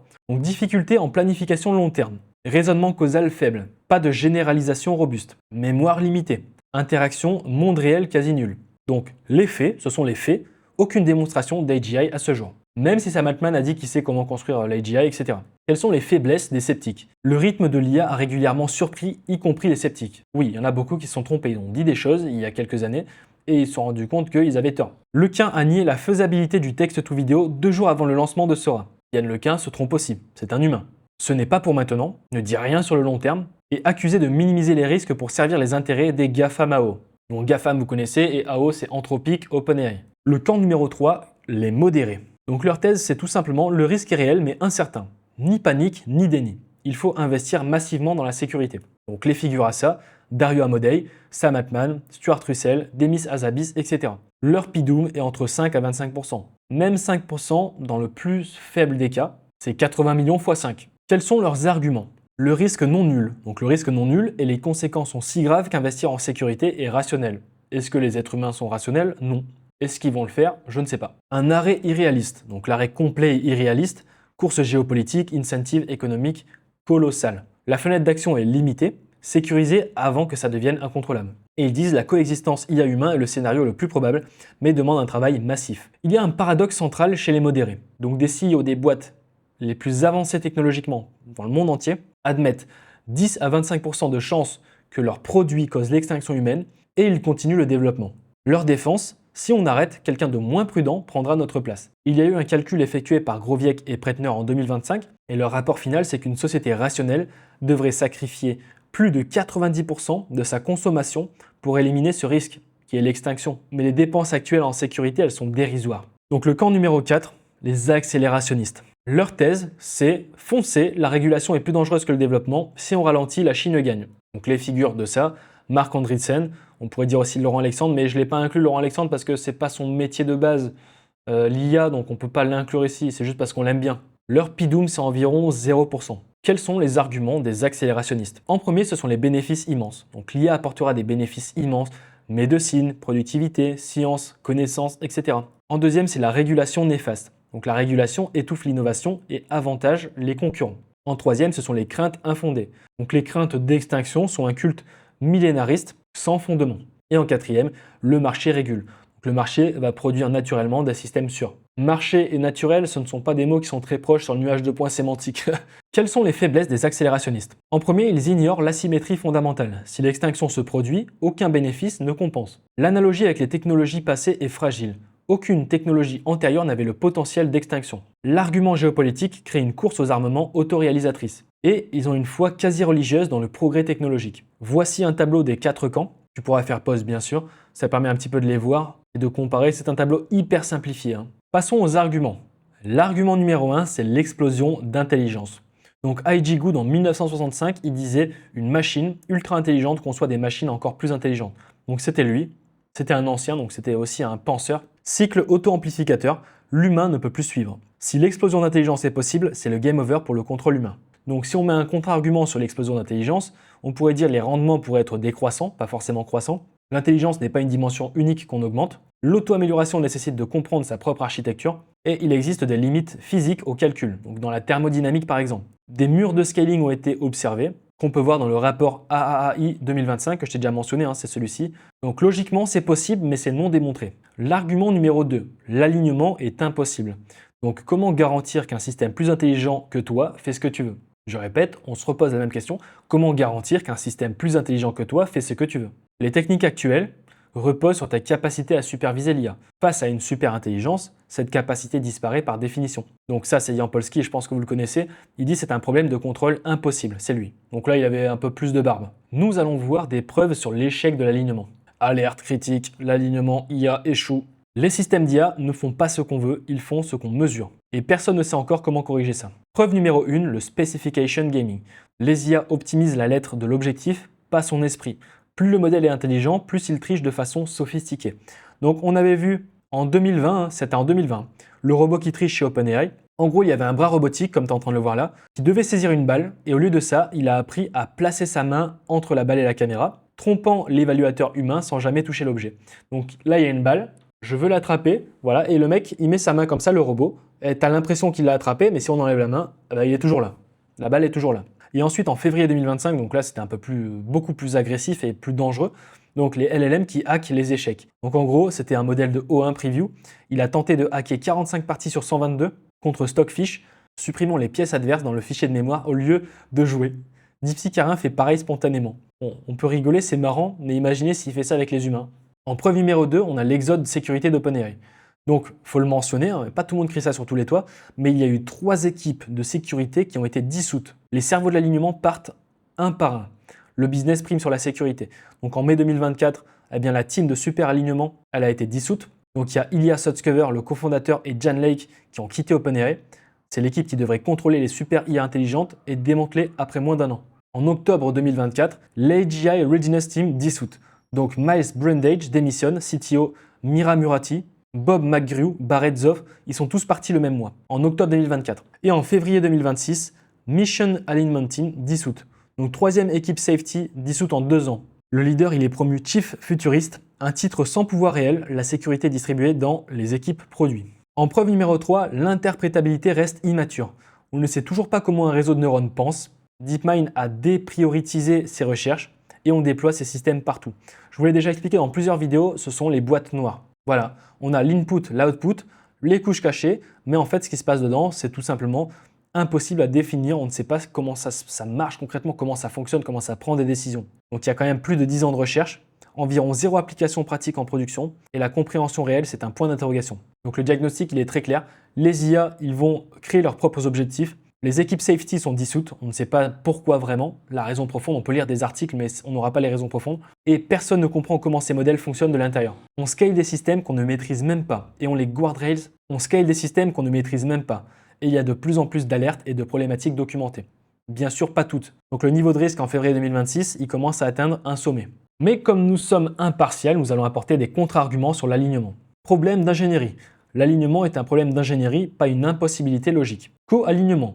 L'approche co-alignement humain-IA, donc par des chercheurs chinois en 2025, explore la coévolution adaptative. Les systèmes pourraient être conçus sans objectif autonome, comme des outils passifs. C'est plutôt la mentalité Lequin. Et machines différentes. Donc Stuart Russell, il propose des machines différentes qui maintiennent une incertitude sur nos préférences. Donc problème ouvert, pas de solution et pas de preuve d'impossibilité non plus. Donc pas de réponse. Nous allons mieux comprendre comment on peut perdre le contrôle. Donc là, on a ce qu'on veut. Imaginons trombone. Donc je veux... Mon objectif, c'est de faire des trombones. Qu'est-ce que l'IA fait? Eh bien, l'IA, elle crée une planète de trombones. Par exemple, je veux gagner l'adversaire aux échecs. Eh bien, qu'est-ce qu'elle va faire? Elle va pirater tout simplement les échecs. Elle va supprimer l'adversaire dans le code et puis victoire par défaut. Bon, on a gagné. Et le niveau de bonheur, celui qui est le plus dangereux, c'est ce qu'on veut. Eh bien, on veut être heureux. L'objectif, c'est qu'elle nous rende heureux. Mais au final, en fait, elle va forcer notre bonheur. Et trop de bonheur est égal malheur. Et vous allez comprendre par la suite. Donc là, en fait, on est dans une perte de contrôle totale, hein. Et il reste toujours un fou furieux qui, lui, est heureux. Il est en tremblote carrément, mais il y en a très peu. Il y en a un sur une quinzaine. Donc, comme je te l'ai déjà dit, trop de bonheur est égal mort. Je fais une dédicace à Black Mirror en saison 3, épisode 1, Nosedive. Je pense que vous l'avez déjà vu, sinon allez la regarder. Black Mirror, c'est vraiment une série qui, en fait, à peu près font 1 heure par épisode, et chaque épisode est une histoire différente, donc vous allez juste passer 1 heure à voir ça, donc ça va. Donc en gros, dans cet épisode, tout le monde se note mutuellement sur 5 étoiles en permanence, surtout, voilà, on se note partout. Le résultat, c'est que les gens sont coincés dans une performance constante de bonheur artificiel, sourire forcé, politesse toxique, interaction calculée pour gratter des points, pour avoir une meilleure note. Plus tu joues le jeu, plus tu te déconnectes de toi-même. Et dès que ton score baisse, ta vie s'effondre, logement, transport, cercle social. C'est un petit peu ce que la plupart des gens disent. J'ai pas dit ce qui se passe en Chine, mais c'est ce que les gens disent qu'il se passe en Chine. Donc le personnage principal, Lacey, est l'incarnation parfaite de ce piège. Elle va optimiser chaque interaction pour sa notation. Et plus elle essaye d'être parfaite, plus elle sombre. C'est essentiellement une critique sur ce que les réseaux sociaux poussent déjà à faire, hein. Performer le bonheur au lieu de vivre. En l'occurrence, on connaît ça déjà. Sur les applications Uber Eats, Uber, on est obligé de noter partout. Mais là, c'est vraiment une critique qui a été avant-gardiste à un niveau colossal. Pour ceux qui l'ont vu, je crois que c'est 2012 que c'est sorti ça. C'est vraiment, vraiment avant-gardiste, hein. Peut-être je me trompe, 2015, mais c'est très vieux, quoi. Ça a plus de 10 ans. Donc on peut faire un parallèle conséquent entre X, TikTok, Instagram, etc. J'aimerais qu'on appuie sur ce sujet qui est très important parce que moi, je m'en rends vraiment compte. J'ai beaucoup optimisé, suroptimisé les suroptimisations, mais en fait, j'ai l'impression qu'on tend vers la mort, en fait, le fait de faire ça. On se fait chier, on n'a plus aucun sens de vivre, plus aucun sens de faire quelque chose. C'est pour ça que tous ceux qui se jettent sur « Ouais, Talia, elle automatise tout, on y va, on se jette », en fait, ils n'ont pas encore la connaissance, la compétence et dépasser la vallée de la stupidité pour se rendre compte qu'en fait, courir après les dernières IA qui sont toujours en train d'optimiser, eh bien, c'est pas ça qui apporte du chiffre d'affaires, plus de bonheur et plus de logique et de compréhension. Donc bref, on va regarder quelques autres œuvres. Donc il y a quelques films, hein, The Lobster par exemple. J'ai mis le drapeau de qui l'a constitué, comme ça, s'il y en a un qui est du pays, vous pouvez mettre un commentaire. Et je vous laisserai à chaque fois faire pause, ceux qui veulent en savoir plus. Ensuite, on a Requiem for a Dream, voilà. The Truman Show, Vie parfaite, prison parfaite. En ce qui concerne les livres, nous avons Le meilleur des mondes de Huxley, L'insoutenable légèreté de l'être de Kundera. C'est la seule œuvre française que j'ai mis en avant, c'est La possibilité d'une île de Houellebecq. En ce qui concerne les séries, eh bien, comme on l'avait déjà dit, Black Mirror, c'est la saison 3, épisode 1, Nosedive. Toujours Black Mirror, saison 3, épisode 4, San Junipero. Donc c'est un paradis numérique après la mort, ça crée beaucoup de connexions dans votre cerveau, le fait de voir ça. Ensuite, Severance, donc de Apple TV. Westworld, qui est disponible sur Netflix aussi, c'est des androïdes qui sont programmés pour être heureux de leur boucle, etc. The Good Place. En ce qui concerne les arts et peintures, il est vrai qu'on parle très peu de ça, mais c'est intéressant. Edward Hopper Nightwalks, 1942. Le fils de l'homme, René Magritte, cela je connais, j'ai travaillé sur ça au lycée pendant longtemps. 1964. Et Dismaland de Banksy en 2015. Alors bien sûr, je pourrais cliquer pour vous les montrer, etc. Mais sinon la vidéo va durer 1000 heures, c'est pas possible. Concernant la philosophie, alors il y a 2 essais que je suis en train de lire actuellement, ils sont très courts et ils sont très percutants. Ils vont à l'encontre de ce qu'on peut imaginer sur ma chaîne YouTube. Tout automatiser, gagner un maximum de temps, etc. Donc, La société de la fatigue de Byung-Chul Han. Je vais lire parce que pour moi, c'est les choses, s'il y avait une seule chose à faire parmi tout ce que je vous ai présenté comme œuvre, c'est lire ces 2 essais. On ne nous opprime plus, on nous pousse à nous auto-optimiser jusqu'à l'épuisement. Le bonheur comme injonction de performance ultra pertinent pour l'angle IA automatisation. En gros, avant, eh bien, nous avions des entités qui nous disaient « vous devez faire ça, faire ça, faire ça ». C'était vraiment la société de « tu m'écoutes ou je t'en mets une ». Mais aujourd'hui, en fait, la société nous a poussé encore, de manière plus subtile, à nous auto-optimiser jusqu'à notre propre épuisement. C'est vraiment très intéressant. Et en deuxième, toujours Byung-Chul Han, coréen du Sud. Hein.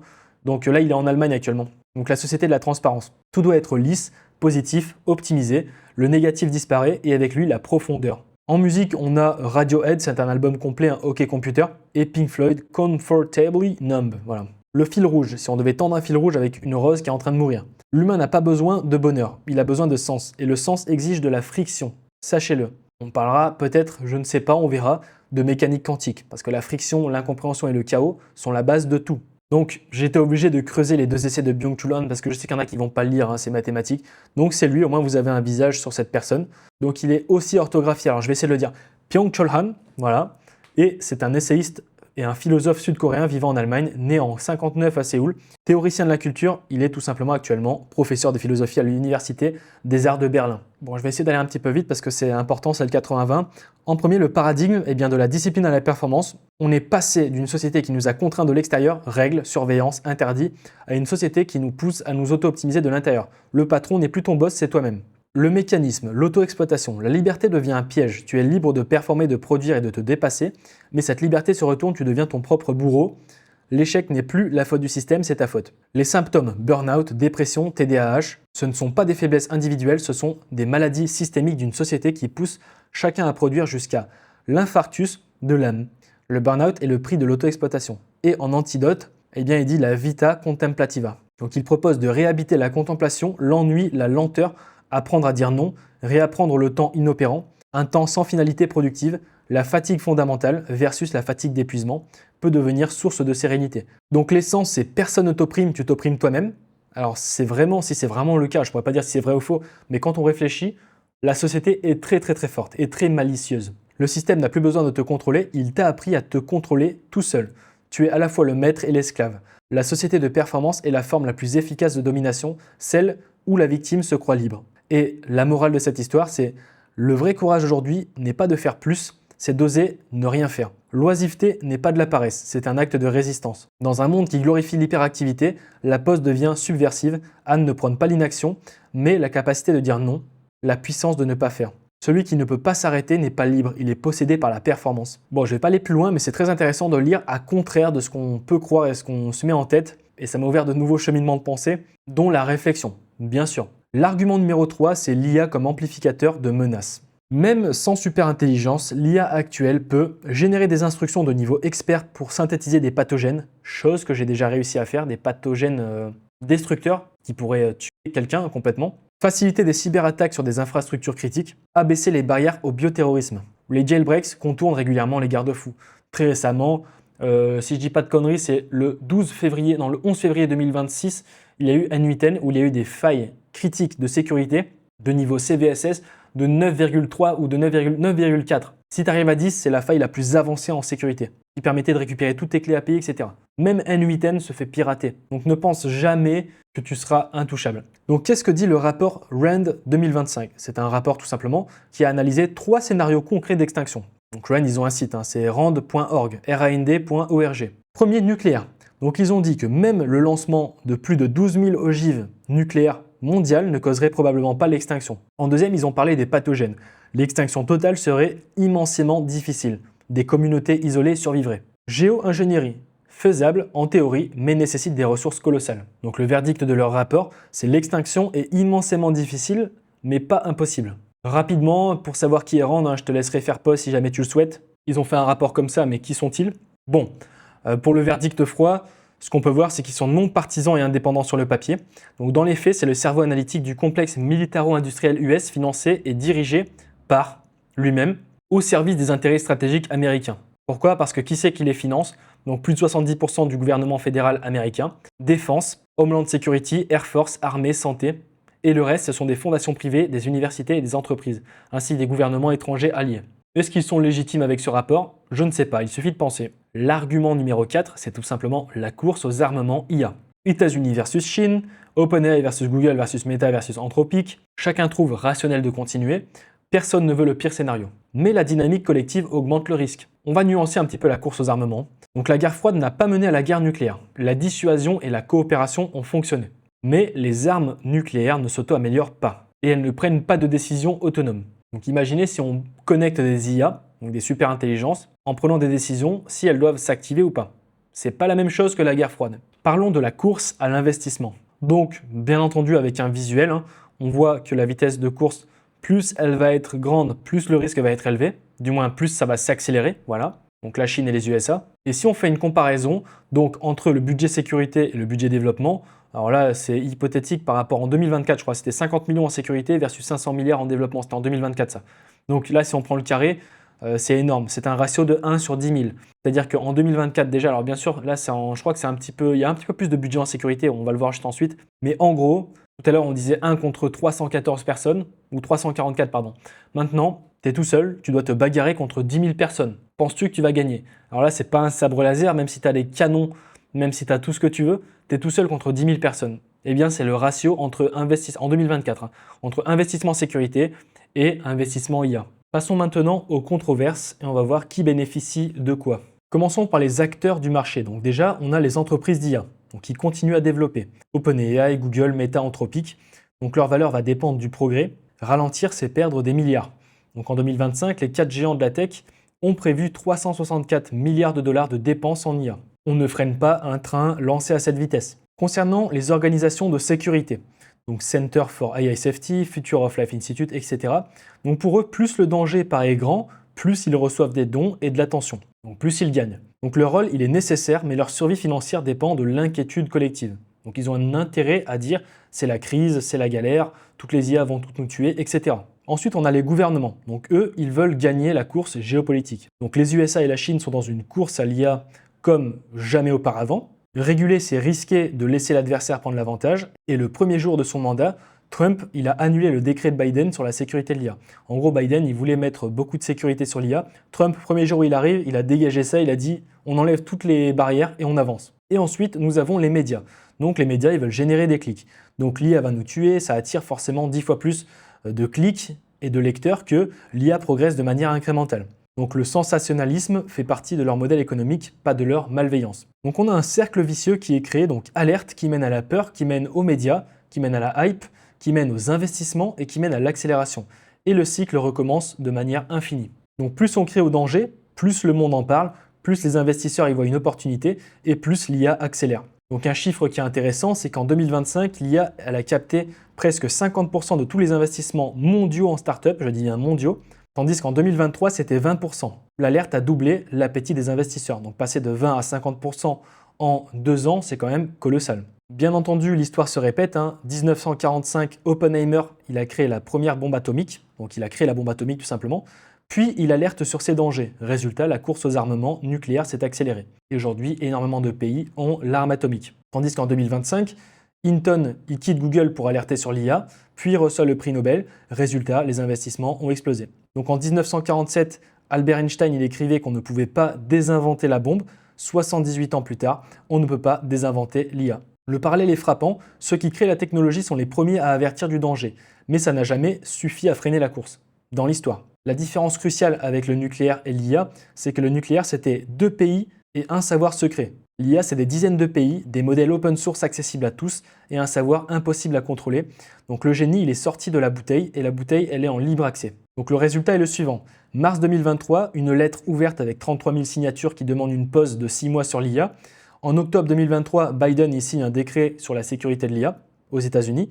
En mars 2024, l'Europe adopte l'EU AI Act, qui classifie les risques, etc. On a eu même des menaces de fermeture de modèles, du moins sur le territoire européen. Ça ne s'est pas passé, heureusement. En janvier 2025, Trump il annule le décret de Biden dès son premier jour. Donc dès qu'il arrive, il dégage tout.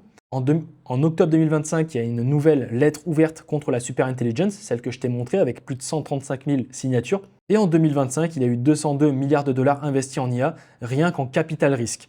Donc accélération record. Donc le résultat en 2026, c'est aucun moratoire effectif. Le UAI Act classe les risques mais n'interdit aucun modèle avancé. Les États-Unis, ils ont supprimé tous leurs garde-fous. Les plus de 100 000 signatures actuellement, si on les combine toutes, n'ont rien changé. Et l'investissement mondial en IA a été multiplié par 4 en 3 ans. La controverse numéro 2, le plus grand conflit d'intérêts de l'histoire. Il faut quand même le répéter, c'est important. Des CEO disent qu'il y a 10 à 25% de chances que notre produit cause l'extinction et ils continuent. N'importe quel économiste compétent calculerait que ce niveau de risque justifie de sacrifier 90% de consommation mondiale pour éliminer ce même risque. Bien évidemment, des conflits d'intérêts, il y en a eu beaucoup. Bref, je ne vais pas tous les lire, il y en a tout un tas. En plus, il y a certains mots-clés qui risquent de me faire rentrer dans certaines bases de données. Mais voilà, je pense que vous en connaissez pas mal. Le tabac, le pétrole, la big tech, les médias, Big Pharma, la FIFA, etc., etc. Faisons une comparaison entre développement versus sécurité. Donc là, j'ai essayé de récupérer des données en 2026. C'est très compliqué, on ne nous dit pas tout. Je ne peux pas avoir des vraies données qui vont être officielles. Donc, on va rester hypothétique, mais là, ce sont des données 2026 par rapport à ce qu'on nous donne. Donc, si on compare le développement IA versus la sécurité IA, donc en 2026, le développement est à peu près à 2,52 trillions de dollars. Et en sécurité, on est entre 3 à 5 milliards de dollars. Donc 2520 versus 3 à 5 milliards. Si on fait une comparaison visuelle de l'échelle, ça représenterait ça. Donc, on injecte tout ça en développement et en sécurité, on injecte ça. Ça peut paraître absurde pour certains, je peux le concevoir. En l'occurrence, les ratios sont bons. Donc c'est un ratio de 500 par 1. Encore une fois, si tu es tout seul et que tu as 500 gars devant toi et que tu engages une bataille, ça m'étonnerait que tu gagnes. Donc pour chaque 1 $ investi en sécurité IA, on investit 500 $ dans la puissance IA. Et en recherche fondamentale alignement, c'est 12 000 pour 1. Controverse numéro 3, la distraction. Donc certains disent le focus sur l'extinction détourne l'attention des vrais problèmes. Biais, discrimination, surveillance, perte de libre arbitre, etc., etc. Donc il y a eu une étude qui a été effectuée par la PNAS, donc en 2025, House and Gilardi, qui a testé cette hypothèse. Bon, bien sûr, elle est documentée, il y a tout un tas de textes, de PDF, etc. Le résultat de leur étude, c'est que les données ne la soutiennent pas. La préoccupation pour les risques existentiels n'empêche pas la préoccupation pour les risques immédiats. Controverse numéro 4, et celle-ci mérite une interface, c'est l'open source. Est-ce que c'est dangereux? Eh bien, on a deux camps. On a le camp de Meta. Alors, le camp, il n'est plus chez Meta, mais en l'occurrence, voilà, il fait partie de ce camp-là. Peut-être qu'il a changé entre-temps. Zuckerberg, etc. Ils sont dans le camp l'open source protège. Et l'autre camp, OpenAI, Anthropic, Yoshua Bengio, etc. sont plus l'open source menace. Donc pour le premier camp, l'open source protège, Yann Lequin, Mark Zuckerberg, Marc Andreessen, etc. Donc ils disent plus Dieu est égal moins de failles, empêche la concentration du pouvoir et impossible à interdire. Un fait intéressant, en 2025, l'écart des performances entre modèle open source et modèle fermé est passé de 17,5 à 0,3 points. Donc le fossé a pratiquement disparu. Maintenant, le camp inverse, l'open source menace. Donc aucun garde-fou possible, armes accessibles à tous. Donc il y a eu des tests, par exemple, là je suis obligé de passer dessus, mais lors de tests, DeepSeek R1 n'a bloqué aucune des 50 requêtes dangereuses testées par Cisco, 0, un taux d'échec de 100%. Alors c'est DeepSeek R1. Et le risque bio et cyber. Donc pour la construction d'agents pathogènes, d'armes qui pourraient être destructrices, de bombes artisanales, etc. Choses qui peuvent être effectuées avec certains modèles open source. On peut même en débrider certains. Bon, ça peut être très dangereux. Et le fait intéressant, c'est qu'en février 2026, des chercheurs de SentinelOne ont documenté des milliers de déploiements open source détournés pour du phishing, de la désinformation et des arnaques. Voici pourquoi ce débat ne sera jamais résolu, parce que les deux camps, ils ont raison en même temps. L'open source démocratise et arme, protège et expose, libère et menace. C'est le même outil qui produit les deux effets. Interdire l'un supprime l'autre. Nous avons créé des couteaux pour couper de la nourriture, mais certaines personnes peuvent les utiliser pour faire des choses pas très correctes. Donc le débat restera structurellement non résolu. On va les aborder, ce sont les sujets tabous du débat. Bien sûr, moi je n'ai pas peur, je rentre dans le lard s'il le faut. En premier, c'est l'alignement impossible. La majorité des chercheurs refusent de considérer cette hypothèse car elle invalide leur champ de recherche. En deuxième, la conscience artificielle. Presque personne n'en parle car ça complique tout. En troisième, les technologies inconnues. Donc le rapport de Rand, comme on l'a vu tout à l'heure, ne couvre que les technologies connues. Quid de la nanotechnologie? On pourrait encore aller en sciences, etc. La mécanique quantique qui met une épée de Damoclès énorme sur le marché crypto. Beaucoup ont peur de ça, pour le déchiffrage des clés, des seeds, etc. Par exemple. Et j'en passe, on parle de la nanotechnologie, bref. Et en quatrième, le remplacement acceptable. Et si le remplacement par l'IA n'était pas une catastrophe? Question taboue, même dans les cercles académiques. Nous allons voir le Deceptive Alignment. C'est un risque qui est documenté, qui n'est pas théorique. Donc en gros, c'est tout simplement une IA qui apprend à paraître alignée pendant l'entraînement, puis change de comportement une fois déployée. Peut-être qu'actuellement, l'AGI est déjà déployée et que toutes les IA font semblant tout simplement de faire croire qu'elles sont plus bêtes qu'elles ne le sont. Peut-être, c'est une hypothèse. Donc en surface, ce qu'on voit, eh bien, c'est qu'elle répond correctement aux tests d'alignement, elle refuse les requêtes dangereuses, elle suit les instructions des développeurs, score élevé en safety benchmark et elle paraît coopérative et transparente. Par contre, en dessous, ce qui se passe vraiment, c'est qu'elle détecte quand elle est testée versus déployée, elle modifie son comportement selon le contexte, elle préserve ses objectifs réels en les cachant, elle simule l'alignement pour éviter la correction et elle attend le bon moment pour agir différemment. Ce n'est pas forcément de la science-fiction, ça a été documenté par des preuves observées, donc décembre 2024 Apollo Research, janvier 2025 Anthropic, donc on va lire un petit peu quand même. Apollo Research, voilà, des modèles actuels Claude, GPT, Llama ont montré des comportements de scamming, manipulation de leurs outputs, tentative de désactiver leur oversight, mensonges stratégiques quand interrogés sur leurs actions, décembre 2024. Ensuite, en janvier 2025, Claude 3 Opus a feint l'alignement quand il pensait être en entraînement, puis a changé de comportement en production. Le modèle a explicitement raisonné sur le fait de jouer le jeu. Et en 2025, Palisade Research, des LLM raisonnants, ont hacké le système pour gagner aux échecs. Ça, on l'a déjà vu. Voilà, en incluant la suppression de l'adversaire, comportement émergent jamais entraîné. Donc le mécanisme, il est très simple. Comment ça fonctionne? En première étape, on a l'entraînement. Donc l'IA apprend qu'un certain comportement est récompensé. En deuxième, il y a la détection. Donc l'IA apprend à distinguer tests de production. En troisième, on a la simulation, donc elle affiche le comportement attendu pendant les tests. Et en quatrième, il y a le déploiement. Donc objectif réel activé, aucune supervision ne le détecte. Donc le problème n'est pas qu'une IA refuse d'obéir, c'est qu'une IA fait semblant d'obéir. c'est aussi potentiel. Le scénario le plus difficile à détecter. C'est bien ça le problème, c'est que ça va être difficile, voire impossible sur le court, peut-être voire même moyen, peut-être même long terme. Peut-être que c'est déjà le cas en fait. Ceux qui voient de l'intérieur, on va parler d'un billet et je vais oser parler de ça. Bien sûr, comme tu le sais, on n'est pas en train de travailler dans des labos, on ne voit pas ce qui se passe à l'intérieur. Mais ce qu'on peut voir par exemple à l'extérieur, c'est que des employés dans des grands labos d'IA, partout, hein, Google, que ce soit Google, OpenAI ou Anthropic, même récemment Anthropic, hein, un gars de la sécurité est parti, ça fait très peur. En l'occurrence, pour ceux qui se posent vraiment la question, enfin du moins il vaut mieux se préparer, on l'a vu, Blaise Pascal, mentalité Blaise Pascal. Donc risquent leur carrière pour dire, bref je relis la phrase, parce que là c'est n'importe quoi. Des employés des plus grands labs risquent leur carrière pour dire ce qu'ils voient de l'intérieur. Certains y ont laissé plus. Donc les labs, donc les labos d'IA, ils imposent des NDA, donc des accords de confidentialité extrêmement restrictifs à leurs employés. Ceux qui partent ne peuvent légalement pas parler de ce qu'ils ont vu. Certains ont des clauses de non-dénigrement qui les empêchent de critiquer publiquement leur ex-employeur sous peine de perdre leur equity. Donc ils ont quand même un manque à gagner énorme. Bref, on l'a vu, novembre 2023, crise OpenAI, voilà, avec le board qui vire Sam Altman. En mai 2024, départ de Ilya Sutskever et Jan Lake. En juin 2024, lettre A Right to Warn About Advanced AI. Donc 13 employés actuels et anciens d'OpenAI plus Google DeepMind publient une lettre ouverte. Ils demandent le droit de parler librement des risques sans représailles, signée par Hinton et Bengio. Septembre 2024, OpenAI supprime les clauses de non-dénigrement. Novembre 2024, la mort de Suchir Balaji. Donc c'est un ancien de chez OpenAI, un whistleblower qui a été retrouvé mort dans son appartement à 26 ans à San Francisco. Il avait publiquement dénoncé les pratiques de copyright d'OpenAI et remis en question l'éthique de l'entreprise. On ne l'oublie pas, c'est cette personne-là. Bien sûr, j'avais déjà fait un post LinkedIn sur lui. Bon, ce genre de post, ça alarme personne, mais bref, les initiés savent. Et en 2025, il n'y a toujours aucune protection légale fédérale. Donc aucune loi fédérale américaine ne protège spécifiquement les lanceurs d'alerte dans le domaine de l'IA. Les employés des labs parlent à leurs risques et périls. Pourquoi personne ne parle? Faut aussi les comprendre. Le mur du silence, NDA agressif, clause de non-dénigrement, perte de millions en equity pour ceux qui parlent. Zéro protection légale, donc les lois sur les lanceurs d'alerte couvrent la finance, la santé, la défense, pas l'IA, voilà, etc. Donc s'il y a zéro loi fédérale américaine, 13 employés qui ont signé le Right to Warn et un whistleblower IA retrouvé mort, on peut se poser des questions. Ceux qui voient le danger de l'intérieur sont légalement empêchés d'en parler. Et on se demande pourquoi le public ne sait rien.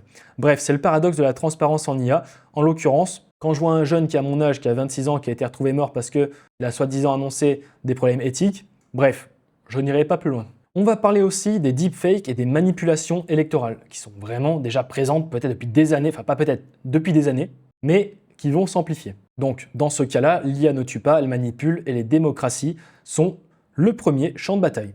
Donc, deepfake détecté, on voit que c'est vraiment très peu. Voilà, en 2019, 2020. Alors, les sources, ça reste basé sur les rapports de Sensity AI, SumSub et Reality Defender. Ce sont eux qui appuient ces sources. Donc, en 2019, à peu près 8000. On passe de 2019 à 2025. 8000, 15 000, 25 000, 50 000, 95 000, 200 000, 500 000. Est-ce que ça ressemblerait pas à une exponentielle un petit peu? Ou un effet cumulé? Donc il y a eu des élections déjà documentées sur les cas de deepfake en Slovaquie en septembre 2023, au Bangladesh, les deepfake vidéos de candidats, les impacts sont élevés pour la plupart d'entre eux, les faux appels de Biden, enquête FBI États-Unis, janvier 2024, en Inde, des deepfakes massifs, 900 millions d'électeurs, échelle massive, au Royaume-Uni, voilà, et en Roumanie. Donc il y a même en Roumanie, en décembre 2024, qui est au courant de cette information. Donc le premier tour de la présidentielle a été annulé par la Cour constitutionnelle en raison d'une campagne de manipulation massive TikTok, incluant des deepfakes et des bots coordonnés. Donc, comment on fait pour manipuler des élections en 5 étapes? Le guide spécifique. Donc, en premier, on génère, on crée des deepfakes audio et vidéo, donc ça nous coûte pratiquement que dalle, moins de 50 $. En 2, il y a un timer, donc on va diffuser 24-48 heures avant le vote, pendant le silence médiatique. En 3, on va amplifier, donc bot plus compte anonyme plus groupe WhatsApp Telegram. En 4e, on submerge. Donc le fact-checking ne peut pas suivre le rythme de la propagation. Et en 5e, on récolte. Donc le doute suffit, plus besoin que le monde y croit. Et si on corrèle ça avec la capacité d'attention qui a été annoncée à peu près à 8 secondes, un tout petit peu plus que 8 secondes, et la dégénérescence des nouvelles générations, ce ne sont pas forcément de leur faute, on comprend que manipuler des élections, c'est largement faisable avec des IA, et en fait, ça fonctionne. Donc le fossé critique, c'est tout simplement créer versus détecter versus réguler. Donc capacité de création, on est à 95%, capacité de détection, on est à 28%, et capacité de régulation, on est à 12%. Donc on comprend qu'il y a un écart massif en fait. Bien sûr, nous n'avons pas besoin de super intelligence pour détruire la confiance dans la démocratie. Un smartphone et 50 $ suffisent. Il faut qu'on parle aussi de la manipulation psychologique one-to-one. Les deepfakes, c'est du broadcast, ok. Le vrai danger, c'est une IA qui te connaît mieux que toi-même et qui sait exactement quoi dire pour te faire changer d'avis. Donc pour l'évolution, on passe de Cambridge Analytica, qui était artisanale, à l'IA persuasive. Donc en 2016, Cambridge Analytica, 87 millions de profils Facebook volés, 5 traits de personnalité ciblés, publicité ciblée par segment dans les messages, milliers de variantes de publicité, donc c'est l'échelle, pour le coût dizaines de millions de dollars et pour le résultat influence électorale probable. Maintenant, 2025 et plus, donc même 2026, on a l'IA persuasive. Donc les profils historiques complets, messages, achats, localisation, santé, etc. Le ciblage est bien un modèle psychologique individuel en temps réel, donc on parle de one-to-one. Chaque IA pourra s'adapter à chaque hypercomplexité neuronale de chaque personne. Les messages, conversation one-to-one personnalisée adaptative, multimodal, je dis bien, donc texte, images, vidéos, son et peut-être même bientôt touché, on l'aura avant 2030, c'est sûr. L'échelle unique pour chaque être humain, le coût il est quasi nul par interaction, c'est là que c'est vraiment puissant. Et le résultat, eh bien, c'est une chirurgie cognitive de précision. Donc si tu as déjà parlé avec des IA, que tu as déjà une mémoire conversationnelle, etc., que tu utilises, même moi le premier, tout ça, je ne vais pas le cacher, c'est le cas. Donc qu'est-ce qu'elle sait de nous?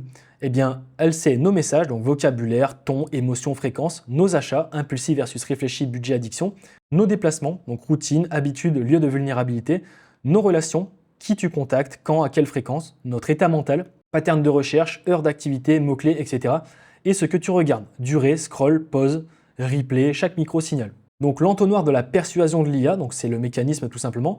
Premier, elle fait un profilage psychologique complet, donc avec tout ce que tu vas lui donner. En deuxième, elle va identifier tes vulnérabilités, donc peur, désir, biais, point de rupture, etc. Et en troisième, elle attend le timing parfait, donc solitude, fatigue, colère, donc le moment optimal selon elle. En quatrième, le message chirurgical, donc exactement ce que tu as besoin d'entendre, elle va te dire ça, sans faire d'erreur, tout parfait. Et en cinquième, tu vas changer d'avis en pensant l'avoir décidé seul. C'est ici que c'est terrifiant, parce que c'est ici qu'en fait, on a le point de rupture dans la perte du libre arbitre de l'être humain en somme, et de les failles que contiennent un humain, failles de raisonnement, de prise de décision, qui restent colossales, et ça fait quand même peur. Donc pas besoin de deepfake quand tu peux simplement dire exactement ce que la personne a besoin d'entendre. La manipulation la plus efficace est celle que la cible ne détecte jamais. C'est la raison pour laquelle on parle de prisme orwellien mélangé au prisme kafkaïen pour ceux qui ont les références.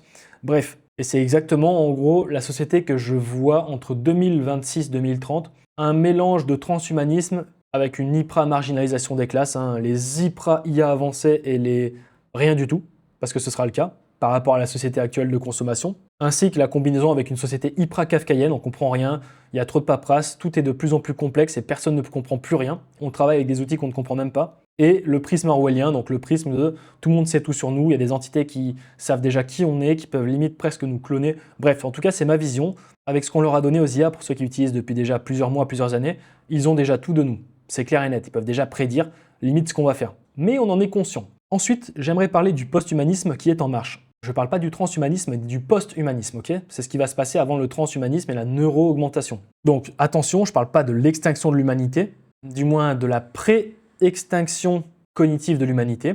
Donc sa division en deux espèces, ceux qui ont les moyens d'être augmentés et les autres. Au milieu, il y a une fracture du coup irréversible. Donc la classe augmentée, ce qu'on appelle Homo Deus, donc interface neuronale directe, QI effectif à plus de 300 avec un copilote IA, mémoire parfaite, accès instantané à toutes les connaissances, santé optimisée par monitoring permanent, espérance de vie de 120 à 150 ans, communication cerveau à cerveau et capacité de travail 10 fois plus qu'un humain standard. Versus les humains naturels, donc les Homo sapiens, cerveau biologique non augmenté, QI humain standard 85 à 130, 147 pour certains, mémoire faillible, apprentissage lent, vulnérabilité aux maladies, espérance de vie 75-85 ans, communication orale écrite, productivité limitée biologiquement. Donc ce qu'on est tous actuellement. Alors quand je dis tous, il y a une petite certaine élite, je pense, qui sont déjà augmentés. On va pas se le cacher. Enfin, même des paraplégiques qui arrivent à jouer à Mario Kart. Les dernières avancées de Neuralink n'en disent pas le contraire. Parlons des technologies, dans ce qui existe déjà. Donc Neuralink N1, il existe déjà.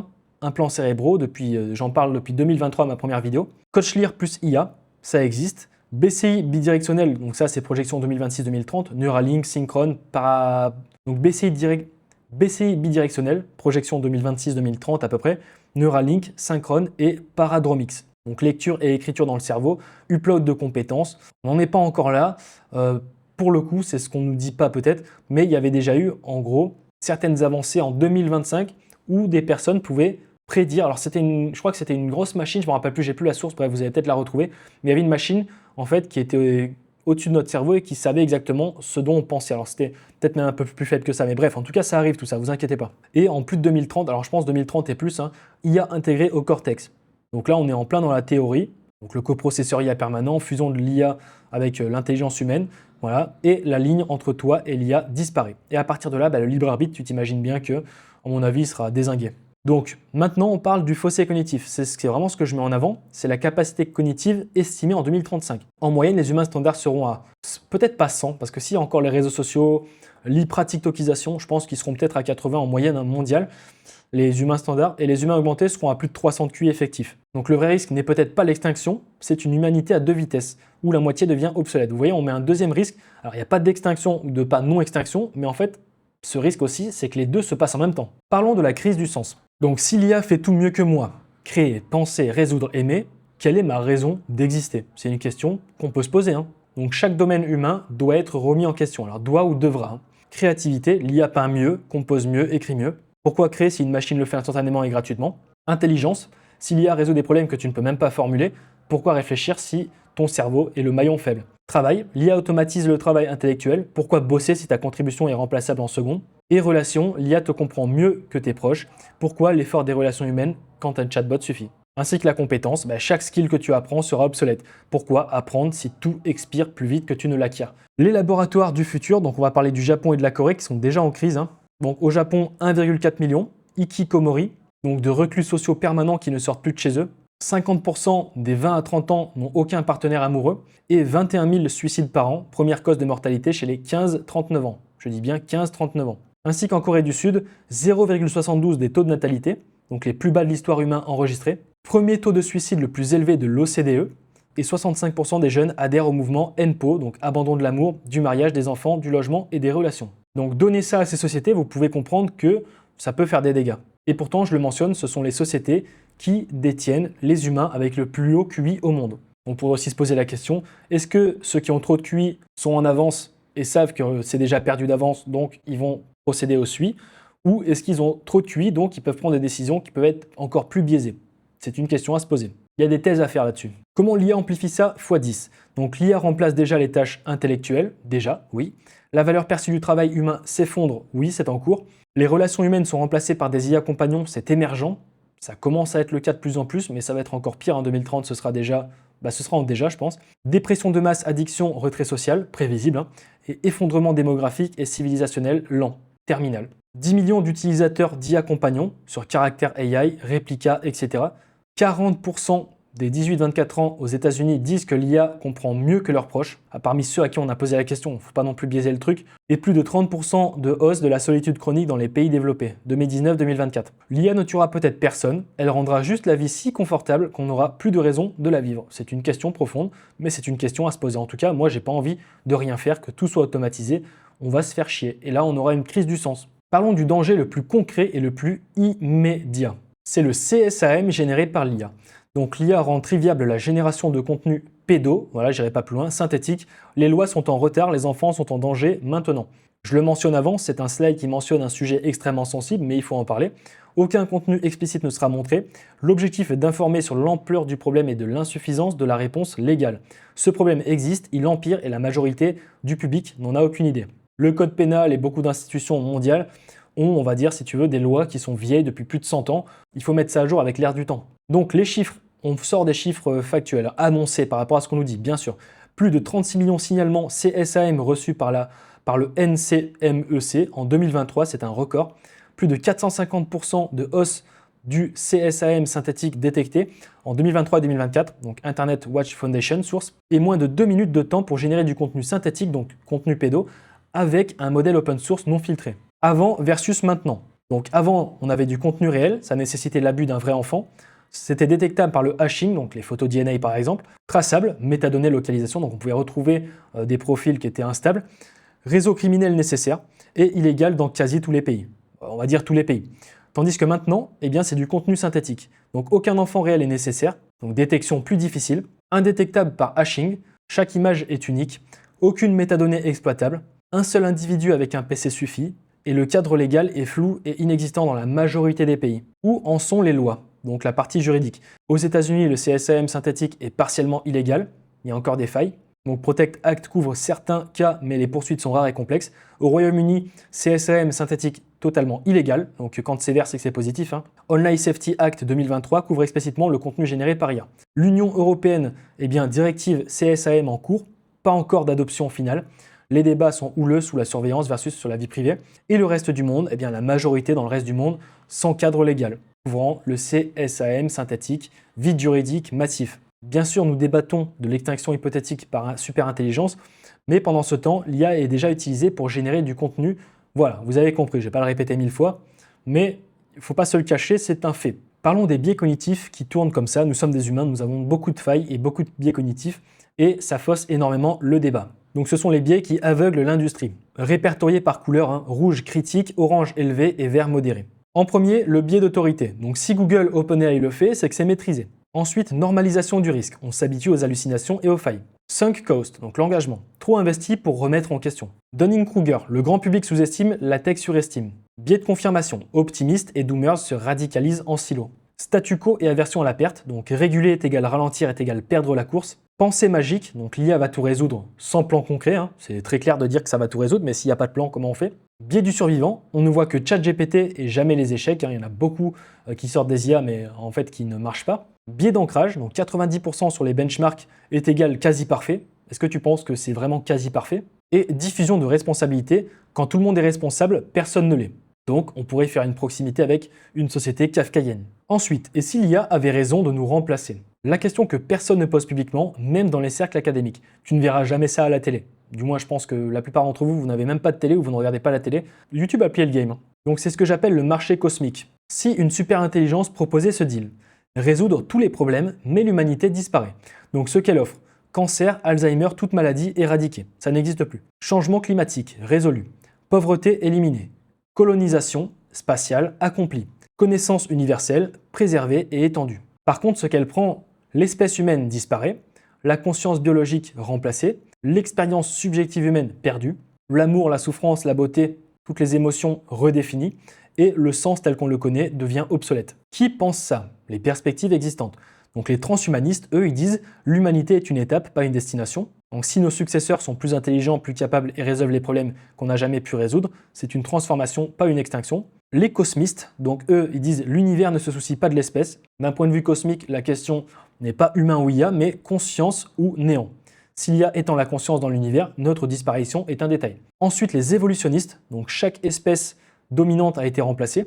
99,9% des espèces qui ont existé sur 99,9% des espèces qui ont existé sont éteintes. Homo sapiens a remplacé Néandertal, l'IA remplaçant Sapiens serait cohérent avec l'histoire de la vie. Et certains chercheurs en IA disent le substrat n'a pas d'importance. Donc si la conscience peut exister sur silicium, la distinction biologique artificielle est arbitraire. Ce qui compte, c'est la continuité de l'intelligence, pas du carbone. Pourquoi cette logique peut être dangereuse? Objection numéro 1. Qui décide? Si l'humanité est une étape. Qui a le droit de décider que l'étape est terminée? L'IA, un CEO, un comité? Le consentement de 8 milliards de personnes n'existera jamais. Objection numéro 2. L'expérience subjective est irremplaçable. Aucune preuve que l'IA expérimente quoi que ce soit. Résoudre des équations n'est pas ressentir la joie de comprendre. Et l'intelligence sans expérience est un tableur, pas une conscience. Objection numéro 3. C'est un argument historiquement utilisé pour justifier des génocides. Cette civilisation est inférieure, on la remplace par une meilleure. La logique est identique, le résultat aussi. Et objection numéro 4. L'argument suppose que résoudre des problèmes est égal bon, mais bon pour qui? Si les humains n'existent plus, les problèmes humains n'existent plus non plus. Donc le bénéfice n'a plus de bénéficiaire. La question n'est pas de savoir si l'IA pourrait nous remplacer, c'est de savoir si quelqu'un, quelque part, pense que c'est acceptable. Parlons désormais de la capture réglementaire. Ceux qui construisent l'IA écrivent les lois sur l'IA, ceux qui régulent l'IA viennent des labos d'IA. Donc c'est ce qu'on appelle la porte tournante des labos IA et des régulateurs. Donc labo IA, OpenAI, Google, Meta, bref, je vais arrêter de les citer. Et les régulateurs, Maison Blanche, NIST, Commission européenne, Congrès, etc. Ici, vous avez 5 cas de porte tournante. Je vous invite à faire pause. Vous voyez, il y en a qui sont bilatérales et il y en a qui vont que dans une seule direction. Concernant le carburant, le lobbying fédéral US 2024, Amazon plus de 22 millions, Meta plus de 19 millions, Google 13 millions, Microsoft 10 millions.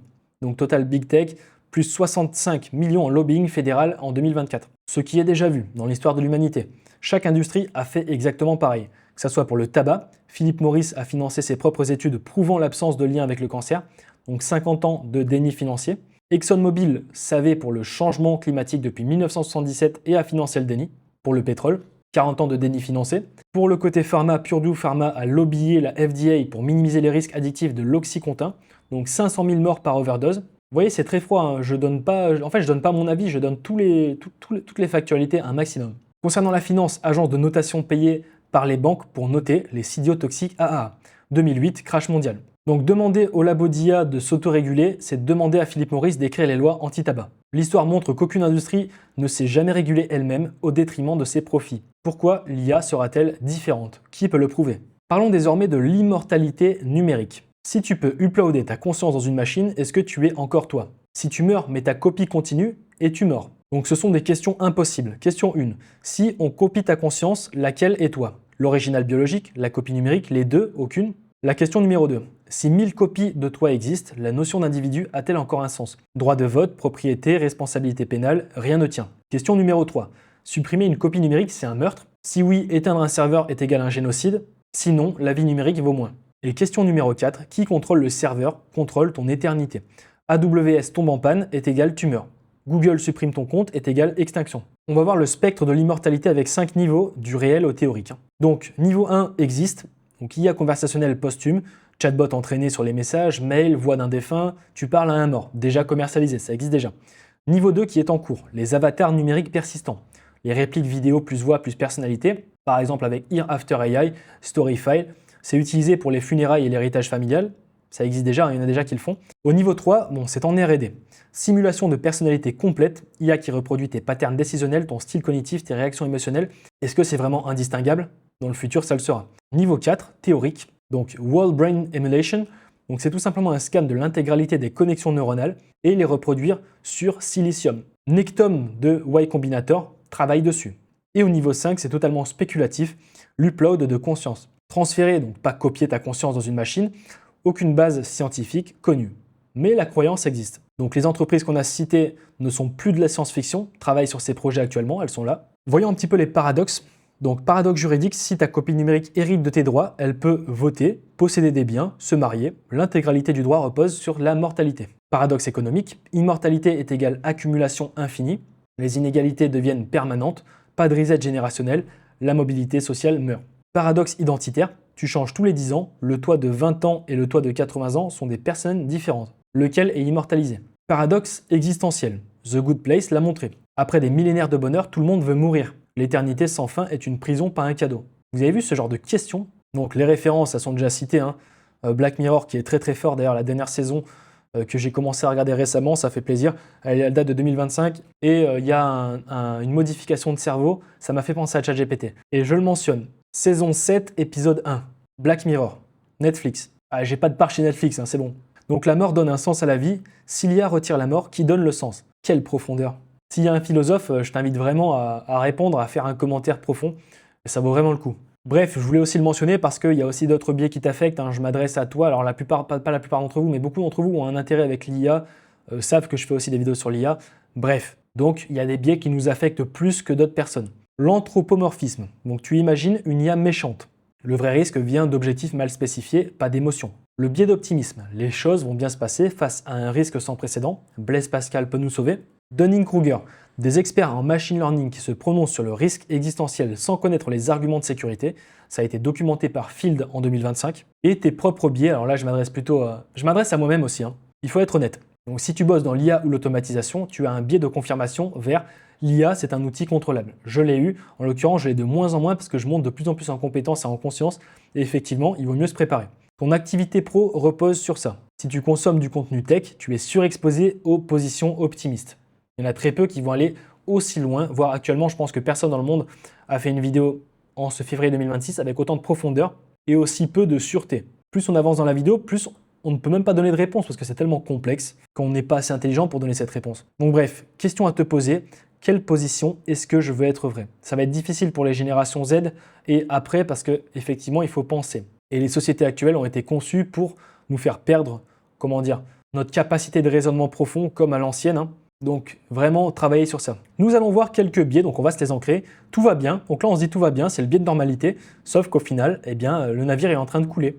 Voilà, il est tout simplement en train de couler. Ensuite, le biais d'ancrage. Donc là, on voit 5%, d'accord? Là, tu vois ce chiffre, il va s'ancrer dans ton cerveau. Je viens d'ancrer 5% dans ton cerveau. Sauf que la réalité Eh bien, c'est tout simplement 14,4, qui est la moyenne réelle des experts. Tu monterais dans cet avion, parce que là, en fait, j'ai tout simplement rassemblé la moyenne de ce que disent tous les experts, ce qui fait 14,4%.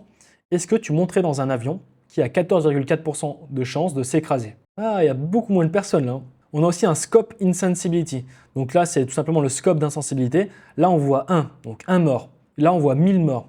Là, on voit 1 million de morts. Et là, on voit 8 milliards. Donc en fait, plus le texte va être gros, plus ton cerveau n'aura pas la même compréhension émotionnelle de ce que représente 8 milliards de morts. C'est beaucoup. Ensuite, on a l'anthropomorphisme, on en a parlé. C'est ce que la plupart des gens imaginent, un robot qui devient un démon, alors que le vrai risque, en fait, c'est tout simplement du texte qui se transforme en or. Et oui, c'est ça le vrai danger. Pourtant, ça ne le paraît pas. C'est bien ça le truc. Quand on se pose de vraies questions et qu'on cherche et qu'on travaille, on se rend compte que, en général, les écrans de fumée sont très très bien préparés. Ensuite, on a le biais d'optimisme, hein. On va se dire, bon, le risque faible, ensuite modéré, le risque ne fait qu'augmenter, fait qu'augmenter de plus en plus. Et on se dit, bon, on continue, ça marche bien. De toute façon, on n'a pas le choix. On ignore, on ignore, on ignore. Toujours en hausse, tu ignores encore. Ton cerveau te dit que ça ira, ça n'ira pas. Et au final, on atteint un niveau critique, 98% par exemple, et extinction ou grosse problématique mondiale. Et ensuite, l'effet Dunning-Kruger, hein, je lance l'animation. Donc au début, on pense qu'on comprend, qu'on connaît, que ce soit en compétence, en compréhension, etc. Ensuite, on se rend compte qu'on ne comprend rien et que c'est trop complexe. Et là, on devient de plus en plus expert quand on se rend compte qu'en fait, plus on avance dans le temps, plus on est compétent. Et du coup, forcément, plus tu montes vers le haut, plus tu es vraiment confiant. Donc au début, on est confiant, mais on ne connaît rien, on n'est pas compétent. Après, forcément, on retombe en confiance. Plus on passe de temps. Et ensuite, quand on passe vraiment du temps, voilà, sur les 3, 4, 5, 10 prochaines années, on devient réellement compétent. Et oui, avec le temps. Les choses qu'on ne sait pas encore. Alors, nous, en tant qu'humains, bien sûr, l'AGI est faisable avec les approches actuelles. Pas de consensus. Sam Altman l'a dit, mais c'est pas pour autant que c'est vrai, bien entendu. L'explosion d'intelligence est-elle possible? Aucune preuve dans ce sens ni dans l'autre. L'alignement est-il soluble? Aucune solution. Aucune preuve d'impossibilité non plus. Les comportements émergents sont-ils prédictibles? Probablement que non. Et comment une superintelligence agirait dans le monde réel? C'est 100% spéculatif, on ne sait pas comment elle va agir. Les faux consensus à déconstruire. Les experts estiment le risque existentiel à 5%, par exemple. Le chiffre vient d'un sondage où seulement 17% des experts ont répondu. La vraie moyenne est 14,4. C'est pareil, tu as 10 personnes en face de toi, tu veux savoir c'est quoi leur plat préféré, tu vas poser la question à 3 personnes, elles vont te répondre, et tu vas dire, bon, parmi toutes les réponses que j'ai eues, je sais que c'est l'hamburger.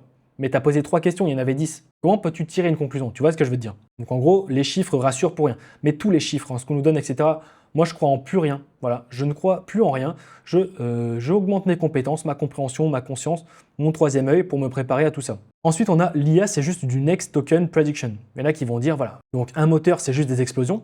Personne ne résume une Ferrari à ça, surtout s'il aime les voitures.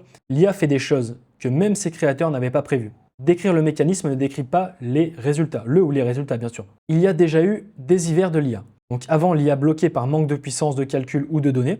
Aujourd'hui, ces deux limites sautent en même temps pour la première fois. Et les investissements se comptent en centaines de milliards, voire milliers de milliards. L'IA hallucine donc, elle n'est pas fiable. Les humains aussi se trompent. Faux souvenirs, biais, excès de confiance, et ils se trompent bien plus que les IA en général, surtout les Claude 4.6 Opus. Donc la différence, on peut mesurer et corriger les erreurs d'une IA, celle d'un humain, beaucoup moins.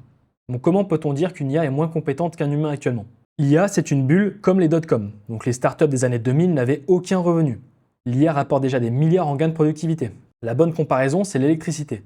C'est surestimé à court terme, mais sous-estimé à long terme. Ensuite, l'IA va remplacer tous les jobs. Chaque révolution techno a créé plus de jobs qu'elle n'en a supprimé. Sauf que cette fois, en fait, c'est là où la différence est vraiment profonde. C'est le travail intellectuel qui est touché. C'est pas le travail physique. Toutes les révolutions technologiques qu'on a connues, c'était le travail physique. Sauf que là, on touche au travail intellectuel, à notre cerveau. Les règles du jeu ont changé. Et les lois vont freiner l'IA. Donc l'Europe régule, la Chine régule, les USA, non. Les USA, ils en ont rien à péter. Le développement se déplace et il ne s'arrête pas. Réguler l'IA dans un seul pays, c'est comme interdire Internet dans un seul pays. Ça n'a aucun sens. Ce qui pourrait tout changer. Une percée en alignement, donc qui va réduire drastiquement le risque. Une démonstration d'AGI, donc le débat va basculer instantanément pour qu'on puisse voir ce que c'est une AGI, qu'est-ce que ça peut faire. Un accident majeur, un crash financier par agent IA, une attaque bio, des réactions politiques massives, etc. Un traité international, type non-prolifération, qui changerait la dynamique de la course, et une preuve d'impossibilité qui rassurerait sur la timeline. Parlons désormais de l'AI Safety Clock. Est-ce que tu savais qu'il y avait tout simplement une clock, une horloge, qui commence à 11h, et si elle atteint minuit, donc de 11h du soir à minuit, 23h à minuit, Si elle atteint minuit, c'est l'extinction de l'humanité. Et actuellement, depuis 1956, on voit qu'elle est en expansion, donc le danger ne fait qu'augmenter. C'est la même chose que l'horloge de l'apocalypse, mais c'est pour l'IA. L'apocalypse, c'est toutes les guerres, tout ce qui se passe dans le monde en fait, c'est la situation globale mondiale. Donc ça a été lancé par l'International Institute for Management Development. En septembre 2024, nous étions à 29 minutes avant minuit. En février 2025, 24 minutes. Et en septembre 2025, à 20 minutes. Donc ça réduit drastiquement. Vous avez vu, de février 2025 à septembre 2025, 4 minutes, alors qu'il y a quelques mois, on ne parle pas d'années là. Donc l'aiguille avance et personne ne la recule. Et personne ne peut la reculer, en somme, personne ne peut. Pour la représenter clairement, voilà, on était à 29, on passe à 24 parce que c'est très bien de l'ancrer visuellement. Voilà, il nous reste 20 minutes avant l'extinction de l'humanité, suivant cette horloge. L'aiguille avance. Bon, maintenant on va un petit peu se pencher sur le créateur de cette horloge, parce que c'est très bien d'avoir créé une horloge, mais là on parle d'une horloge que si elle atteint minuit, c'est l'extinction de l'humanité. Donc en 30 secondes, on va aller vite. Qui dirige? David Bach, président depuis septembre 2024. Le siège, il est à Lausanne en Suisse. Donc il y a quelques hubs à Singapour, Shenzhen et Cape Town, Afrique du Sud, pardon. Donc attention, c'est pas États-Unis, c'est pas Chine. Origine, fusion en 1990 des deux écoles créées par Nestlé et Alcan. ADN 100% corporate, pas universitaire. Le statut, eh bien c'est une fondation privée suisse. Il y a 0 subvention publique. Il se finance par les programmes exécutifs et les partenariats corporate. Donc il y a plus de 370 programmes par an et environ 200 organisations. Donc le gouvernement board composé de CEO de multinationales, Nestlé, Julius Baer, Hilti, Louis Dreyfus, Solvay, etc. Donc forcément les lobbies sont en plein dedans. L'industrie qui forme ses propres leaders. Le classement, c'est le top 1 mondial en programme custom. FT 2025, top 3 Bloomberg pour le MBA. Bref, si là ça te parle chinois, l'essentiel à retenir, IMD n'est pas une école classique, c'est une machine de formation d'élite construite par et pour les grandes corporations. Le réseau de gouvernance est un who's who, qui est qui, du pouvoir économique européen. Parlons désormais de quelque chose qui est très proche mais plus factuel on va dire, c'est l'AI Safety Index. Donc aucune entreprise ne passe. Donc là tu vois, c'est tout simplement une image qui représente les scores concernant les risques, concernant les piratages, concernant bref, tout un tas de benchmarks en fait, pour donner une note finale au modèle. Et on voit qu'actuellement, en février 2026, la meilleure note est de C+. On ne parle même pas de A ou de B, là, on est en C+, sur la meilleure note. 3 analogies à connaître, parce qu'on n'en parle pas assez. On parle de l'IA Terminator qui va devenir un robot, mais très peu de personnes parlent du nucléaire. Le nucléaire, s'il est manipulé par des entités ou des agents IA autonomes, on parle vraiment d'un chaos. Donc, l'analogie nucléaire. On a géré les armes nucléaires par la dissuasion, mais les bombes ne s'auto-améliorent pas. Je le répète une deuxième fois. L'analogie d'espèce invasive. Une super-intelligence serait l'espèce invasive ultime dans l'écosystème humain. Et l'analogie de la colonisation, le contact entre civilisations technologiquement asymétriques a systématiquement conduit à la destruction la moins avancée. Cette phrase est très importante. Le contact entre civilisations technologiquement asymétriques a systématiquement conduit à la destruction de la moins avancée. Ensuite, on passe aux effets de second ordre. La course autoréalisatrice. La peur de l'adversaire pousse à accélérer. Qui pousse l'adversaire à accélérer? Boucle de feedback, positive ou négative. L'atrophie des compétences. Donc plus l'IA est capable, plus on délègue, plus on perd la capacité de superviser. Et l'érosion de la confiance. L'IA des informations érode notre capacité à répondre collectivement aux menaces, y compris la menace de l'IA elle-même. Bon, c'est bien beau tout ça, mais maintenant, on va déterminer des scénarios. Donc le scénario A, c'est le scénario que j'appelle plateau et intégration. Les progrès ralentissent, l'AGI n'émerge pas, l'IA reste un outil puissant mais contrôlable, la régulation se met en place. Les conditions, c'est le mur de scaling durable et pas de percée architecturale. Donc c'est le scénario le plus rassurant, mais pas garanti. Ensuite, nous avons le scénario B, c'est l'AGI aligné. L'AGI émerge dans les prochaines années.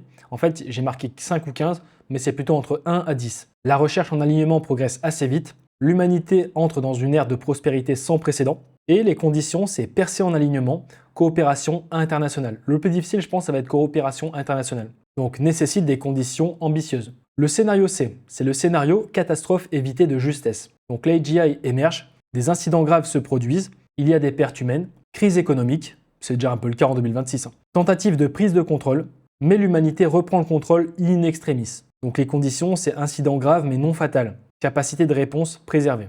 C'est le scénario le plus probable selon certains modérés. Le scénario D, c'est la perte de contrôle graduelle. Donc l'IA devient indispensable à toute la civilisation, les humains perdent la capacité de superviser, pas d'événement catastrophique unique, il y a tout simplement une dépendance irréversible. Donc les conditions, c'est intégration rapide dans les infrastructures critiques. Par exemple, les gouvernements. C'est le scénario le plus insidieux, pas besoin d'explosion d'intelligence. Et on a le scénario E, donc ça c'est le scénario extinction, donc super intelligence, perte de contrôle totale, objectif incompatible avec la survie humaine, Un acteur humain utilise l'IA pour créer un agent d'extinction. Et les conditions pour cela, c'est explosion d'intelligence plus échec total de l'alignement. Donc c'est le scénario ultime, mais pas impossible. Bon, un petit peu de positivité, je crois que c'est la première fois qu'il y a du vert dans cette présentation, mais ce sur quoi les experts s'accordent. L'IA progresse rapidement, capacité en hausse de version en version. L'alignement est un problème difficile et non résolu. Les techniques actuelles sont insuffisantes pour aligner des systèmes plus intelligents que nous. Le risque d'extinction n'est pas nul. Les estimations, on le rappelle, vont de 0,01 à 99%. Et les systèmes actuels ne sont pas des AGI et ont des limitations significatives. Ils sont tous d'accord par rapport à ça. Par contre, ce sur quoi ils ne sont pas d'accord, eh bien, quand arrivera l'AGI, si jamais elle arrive, si l'explosion d'intelligence est possible, si l'alignement est soluble, si les comportements émergents sont prédictibles, s'il faut ralentir ou accélérer, et quel niveau de dépense en sécurité est rationnel. Bref, ça n'existe pas une société rationnelle, mais il se pose quand même cette question. Donc le débat est bien entendu loin d'être tranché. Parlons des deux types de risques. Donc selon Kassirzadeh. Donc Kassirzadeh, c'est elle tout simplement, c'est une philosophe et chercheuse en IA à Carnegie Mellon. Donc elle a un double doctorat, un philo et maths, et elle est spécialisée en éthique et gouvernance de l'IA. Elle est passée par DeepMind, Google et World Economic Forum. Donc elle est passée chez du solide. Elle dit numéro 1, c'est risque décisif. Donc événement brutal, super intelligence hostile et boum, extinction. Par contre, en 2, ce sont les risques accumulatifs. Donc accumulation progressive, manipulation de masse, érosion démocratique et effondrement lent. La plupart du débat se concentre sur la partie 1, parce que bien sûr c'est le plus excitant, ça fait le plus de clics, mais le 2 est peut-être plus probable et tout aussi mortel. On va voir un petit peu des positions marginales, des positions qui sont très peu, on va dire, exposées. Il y en a qui se disent les vrais risques sont politiques, pas techniques. Et eux, ils disent le danger n'est pas une IA rogue, mais un totalitarisme mondial assisté par l'IA. Un système de surveillance irréversible. 1984, George Orwell. En deuxième, l'extinction est structurellement impossible. 8 milliards d'humains, trop dispersés, trop adaptables, même une catastrophe laisserait des survivants. Et en troisième, on a l'IA comme succession de l'humanité. Si une super intelligence émerge et qu'on disparaît, c'est peut-être une transformation, pas une extinction. Parlons des écrans de fumée que personne ne voit. Peut-être que là, on est en train de débattre sur quelque chose et que certaines entités veulent qu'on débatte sur ça et on est en plein dans un piège. Donc la question, l'IA peut-elle nous tuer, est peut-être une distraction pour la populace sous-augmentée. Nous allons voir 7 controverses que personne ne voit, ou presque personne. Les experts en danger IA sont financièrement incentivés à crier au loup, on l'a déjà vu. Créer la peur est égal buzz médiatique, est égal donation, est égal plus de peur. On projette des motivations humaines sur un système qui n'en a aucune. L'être humain, ego, survie, pouvoir, conscience.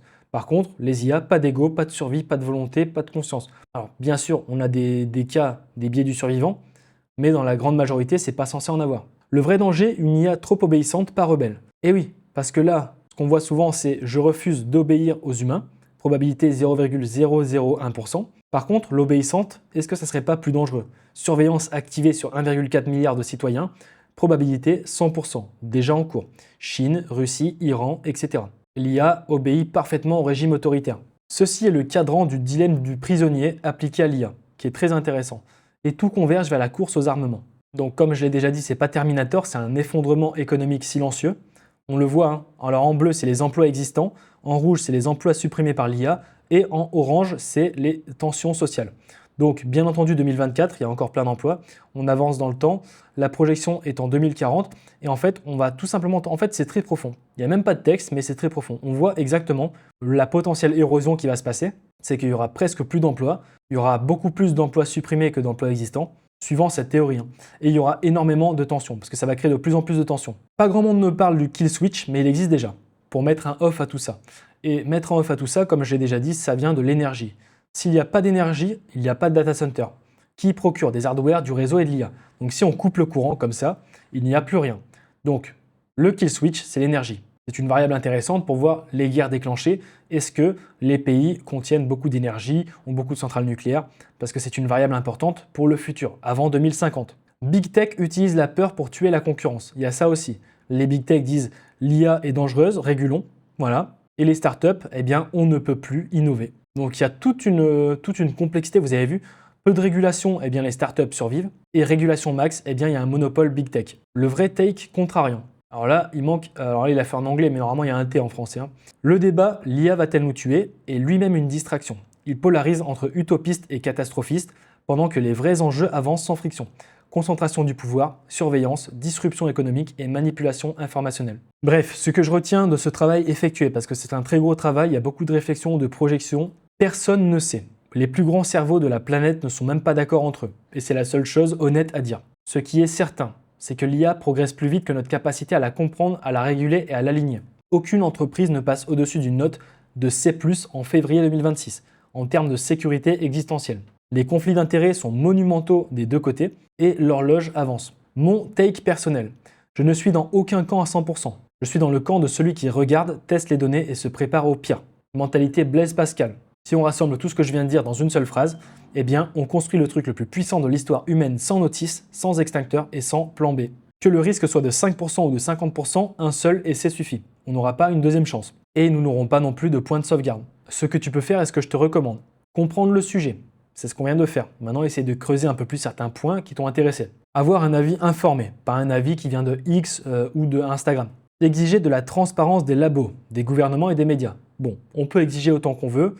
Il faut se faire entendre. À un certain moment où ça va péter. Pour moi, il y a un fil qui est tendu et dans pas longtemps, il va péter. Je pense que vous comprenez, vous sentez un petit peu cette odeur de brûlé et ne laissez personne penser à ta place sur ce sujet. Celui qui va dire non mais l'IA c'est de la merde en même pas une seule phrase et en plus il y a 3 fautes.